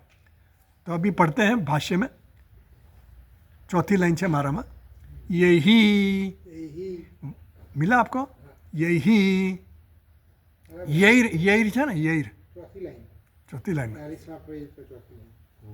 यही यही वागादि વાગાદી उपाधिभिः પદવી वाचोह वाकम वाचोह वाक् વાચો હવા चक्षुषश्चक्षुः चक्षुः श्रोत्रस्य श्रोत्रं શ્રોતસ્ય શ્રોત્રમ मनसो मनः મનસો મનઃ कर्ता કર્તા भोक्ता ભોક્તા विज्ञाता જ્ઞાતા नियंता નિયંતા प्रशासिता પ્રશાસિતા विज्ञानम आनंदम ब्रह्म જ્ઞાનમ આનંદમ બ્રહ્મ इति ઇતિ एवमादयः આદયઃ संव्यवहाराः સંવ્યવહારા संव्यवहाराः સંવ્યવહારા व्यवहाराः વ્યવહારા असंव्यवहार्ये અસંવ્યવહાર્યે व्यवहार्ये निर्विशेषे નિર્વિશેષે परे પરે साम्ये સામે ब्रह्मणि બ્રહ્મણિ प्रवर्तन्ते પ્રવર્તન્તે तान् તાન विदस्य યસ્ય आत्मानम् एव આત્માનમેવ निर्विशेषं નિર્વિશેષમ ब्रह्म બ્રહ્મ विद्धि વિદ્ધિ इति ઇતિ एव शब्दार्थः. પદાર્થઃ આ એવ શબ્દનો શું અર્થ થાય એ આખો આટલો આ વાક્યમાં સમજાવે છે. તો આપણે જોઈ લઈએ જરા શોર્ટમાં સરસ. એવ શબ્દનો અર્થ શું થાય, તો એમ કે છે યહી વાગાદિ ઉપાધિભિ. યહી જે કંઈ જેના વડે, તો કે વાગાદિ ઉપાધિભિ, વાણી વગેરે ઉપાધિ દ્વારા. વાણી વગેરેમાં શું આવ્યું, ચક્ષુ આવી ગયો, મન આવી ગયું, બધું આવી ગયું. આ બધી ઇન્દ્રિયો છે એ બધી ઉપાધિ છે. કર્મેન્દ્રિય પણ ઉપાધિ છે, જ્ઞાનેન્દ્રિયો પણ ઉપાધિ. યહી વાગાદિ ઉપાધિભિ વાચોહ વાક, વાણીની પણ વાણી, ચક્ષુષ ચક્ષુ, ચક્ષુનો ચક્ષુ, શ્રોત્રસ્ય શ્રોત્રમ, શ્રોત્રનું શ્રોત્ર, મનસો મનઃ, મનનું મન, કર્તા છું, હું ભોગતા છું, વિજ્ઞાતા છું, નિયંતા છું, પ્રશાસિતા છું, વિજ્ઞાનમ છું, આનંદ છું, બ્રહ્મ ઇતિ એવમ આદય સંવ્યવહારા. આ હું કરીને આપણે જે કહીએ છીએ ને, હું કરતા છું, હું ભોગતા છું, હું શાસક કરનારા છું, શાસન કરતા છું, નિયંતા છું. આપણે કહીએ ને વ્યવહારમાં, આ બધું નિયમન હું કરું છું, આ બધું મેં ઊભું કર્યું, એ ફેક્ટરી मैंने खड़ी की, એ ઘર मैंने બનાવ્યા. એમાં આપણે બધું હું કરીએ, કરતા પણ આપણામાં હોય છે. હું આ બધું મારું ઘર પ્રમાણે બધું ચાલે. મારું ઘર છે ને, મારો પરિવાર, મારા કુટુંબનો હું વડીલ છું, એટલે હું એનો નિયંતા છું, હું એનો શાસક છું. આ બધા આપણે જે કહીએ છીએ ને, હું કરીને જે કહીએ છીએ, એટલે એમ સમજાવે છે એ યહી વાગાદી ઉપાધિ. આ બધા આપણે જે કંઈ ઉપાધિ સાથેના તાદાત્મ્ય અહમભાવ કરીને આપણે કહીએ છીએ, હું મેને કિયા, મેને સુના, મેં જાણતા હું. આ બધું જે કંઈ આપણે બોલીએ છીએ એ બધી ઉપાધિ સાથેના તાદાત્મ્યને કારણે હુંનું, આત્માનું આ બધી ઇન્દ્રિયો સાથેના તાદાત્મ્યથી આપણે પછી કર્તા બનીએ છીએ, શાસક કર્તા બનીએ છીએ, ભોગતા બનીએ છીએ. તો એમ કહે છે કે આ વાણીની વાણી, ચક્ષુનું ચક્ષુ, શ્રોત્રનું શ્રોત્ર, મનનું મન, એ જે છે એ કેવું છે? કરતા બોલે, હું કરતા છું, ભોગતા છું, નિયંતા છું, એ બધું જે કહે છે હું આનંદમાં છું, હું બ્રહ્મ છું, એવું નથી કહેતા આપણે. પણ હું કેવો છું? દુઃખી છું, એવું કહીએ છીએ આપણે. તો આ બધું ઉપાધિની સાથેના તાદાત્મ્યને કારણે કહીએ છીએ. ઇતિ એવમ આદય સંવ્યવહાર, આવો જે વ્યવહાર છે એ આપણે બધા વિશેષો બધા વિશેષણો લગાવીએ ને આપણે, આ બધી ઇન્દ્રિયો વગેરે જે છે એ બધાની સાથે તાદાત્મ્ય કરીને આપણે વિશેષ બની જઈએ છીએ. એટલે આત્મા વિશેષ બની જાય છે. કેમ? તાદાત્મ્યને કારણે, ઉપાધિની સાથેના અહમભાવને કારણે. તો સંવ્યવહાર, અને એ દ્વારા શબ્દ પ્રયોગ દ્વારા આપણે વ્યવહાર કરીએ છીએ. એ કેવું છે? બ્રહ્મ કેવું છે? અસંવ્યવહાર્ય છે. એ તો અવ્યવહાર્ય છે, એ વ્યવહાર યોગ્ય નથી. પણ બ્રહ્મ એટલે હું જે છે શુદ્ધ હું, મારો જે આત્મા છે એ વ્યવહાર યોગ્ય નથી, છતાં પણ હું આવી રીતે વ્યવહાર કરું છું. નિર્વિશેષે પરે સામ્ય બ્રહ્મણી પ્રવર્તનતે. તો આ બ્રહ્મ પ્રવર્તનતે એટલે બ્રહ્મમાં જાણે કે પ્રવૃત્તિ થતી એવું હું પ્રવૃત્તિ કરું છું, એવું હું કહું છું. એટલે બ્રહ્મમાં જે બ્રહ્મ કેવું છે? નિર્વિશેષ છે. એમાં આ બધી વિશેષતાઓ ઉમેરીને વ્યવહાર થતો જોવામાં આવે છે. હા, એટલે એ બધી ઉપાધિની સાથેના તાદાત્મ્યને કારણે આ બધો વ્યવહાર બ્રહ્મમાં જોવામાં આવે છે. એ બધી ઉપાધિઓને કારણે છે. તાન વ્યુદસ્ય, આ ઉપાધિઓને વ્યુદસ્ય એટલે દૂર કરીને, વ્યુદસ્ય એટલે દૂર કરીને એ વ્યવહાર જે કરે છે એ ઉપાધિ સાથે તાદાત્મ્યને કારણે વ્યવહાર થાય છે. એ ઉપાધિનું તાદાત્મ્ય દૂર કરીને આત્માનમ એવ નિર્વિશેષમ બ્રહ્મ વિદ્ધિ, આત્મા જે નિર્વિશેષ છે, આ બધી વિશેષતાઓ કોની છે? ઉપાધિઓની છે. તે ઉપાધિઓની વિશેષતાઓ છે બધી. જોવાની વિશેષતા કોની છે? ચક્ષુની છે. ચક્ષુરેન્દ્રિયની જોવાની વિશેષતા છે. શ્રોત્રેન્દ્રિયની સાંભળવાની વિશેષતા છે. વાગેન્દ્રિયની શબ્દ બોલવાની વિશેષતા છે. હા, બધી ફંક્શનલ નેમ્સ, એને બધા ક્રિયાના નામ છે, આ કાર્યના નામ છે. બધા જે કાર્ય કરે એ પ્રમાણે એનું નામ કહેવાય. જેમ પેલો માલી હોય તો એ શું કરતો હોય? ગાર્ડનિંગ કરતો હોય તો એને માલી કહીએ. ડ્રાઇવિંગ કરતો હોય તો ડ્રાઈવર કહીએ. એટલે બધા ઓલ ફંક્શનલ નેમ્સ, જે કંઈ કાર્ય કરતો હોય એ પ્રમાણે એના, રસોઈ કરતો હોય તો રસોઈયો, એમ આ બધા એના નામ છે. એટલે કરતા પણ જ્યારે કંઈ કર્મ કરતો હોય તો કરતા થયો, ભોગતા ક્યારે? ભોગવતો હોય ત્યારે ભોગતા થયો, સર્જન કરતો તો સર્જતા થયો. આપણે ઈશ્વરને કરતા કહીએ, સર્જન કરે છે એટલે એને કરતા કહીએ. પછી આ વિષયો ભોગવે છે, અનેક રસ ભોગવવા, એને રસ બધા અનેક રસ લેવાને શિવ થકી જીવ થયો. એટલે જીવ બનીને એ બધું ભોગવે છે. કોણ? શિવ. આ શિવ જ બધું ભોગવે. તો ભોગતા બન્યો. શાસક કરે છે. આ બધા સૂર્યચંદ્ર આટલા બધા પરિબળો છે સ્ટ્રોંગ, તાકાતવાર, શક્તિશાળી, એને કોણ કંટ્રોલ કરે છે? એ ઈશ્વર કરે. એટલે એ કેવા બન્યો? શાસક બન્યો, શાસન કરતા બન્યો, નિયંતા બન્યો. બધાને નિયમ પ્રમાણે કામ કરે છે. બધા વાયુ વાય છે તો એની નિયમ પ્રમાણે, ચંદ્ર એના પ્રમાણે કરે છે, સૂર્ય એના પ્રમાણે કરે. એટલે બધા તત્વો, નદી એના પ્રમાણે નિયમ પ્રમાણે વહે છે સમુદ્ર તરફ. આ બધા નિયમો બનાવે એટલે એને નિયંતા કીધો.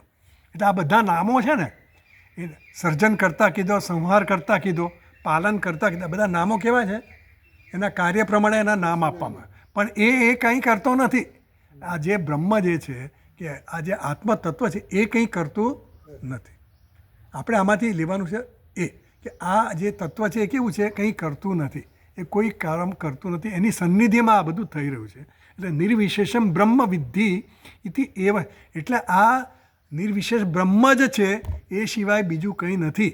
તદેવ બ્રહ્મત્વમ વિદ્ધિ, આને જ તું બ્રહ્મ જાણ, જેને કારણે આ બધા તત્વો કામ કરી રહ્યા છે, જે બધાનું અધિષ્ઠાન. ઉપાધિ રહિત. હા, ઉપાધિ રહિત જે છે, જે હા, એટલે ઉપાધિનો નિષેધ કરવા પછી જે તત્વ છે, એ તત્વ છે એ કોણ છે? તું છે. તદેવ બ્રહ્મ ત્વમ વિદ્ધિ, એ બ્રહ્મ ત્વમ અસી, એ બ્રહ્મ તું જ છે એવું તું જાણ. વિદ્ધિ એટલે જાણ, એવું કહ્યું. હવે વાક્યનું થોડું એક જ વાક્ય છે, પછી કાલે નેક્સ્ટ ટાઈમ કરી લઈશું. બરાબર? ઓમ પૂર્ણમદ પૂર્ણમિદમ પૂર્ણાત પૂર્ણમુદચ્યતે પૂર્ણસ્ય પૂર્ણમાદાય પૂર્ણમેવાવશિષ્યતે ઓમ શાંતિ શાંતિ શાંતિ શંકરમ શંકરાચાર્યમ કેશવમ બાદરાયણમ સૂત્રભાષ્યકૃતૌ વંદે ભગવन्तौ પુનઃ પુનઃ ઈશ્વરો ગુરુરાત્મેતિ મૂર્તિભેદવિભાગિને વ્યોમવદ્વ્યાપ્તદેહાય દક્ષિણામૂર્તયે નમઃ ઓમ શાંતિ શાંતિ શાંતિ હરિ ઓમ શ્રી ગુરુભ્યો નમઃ હરિ ઓમ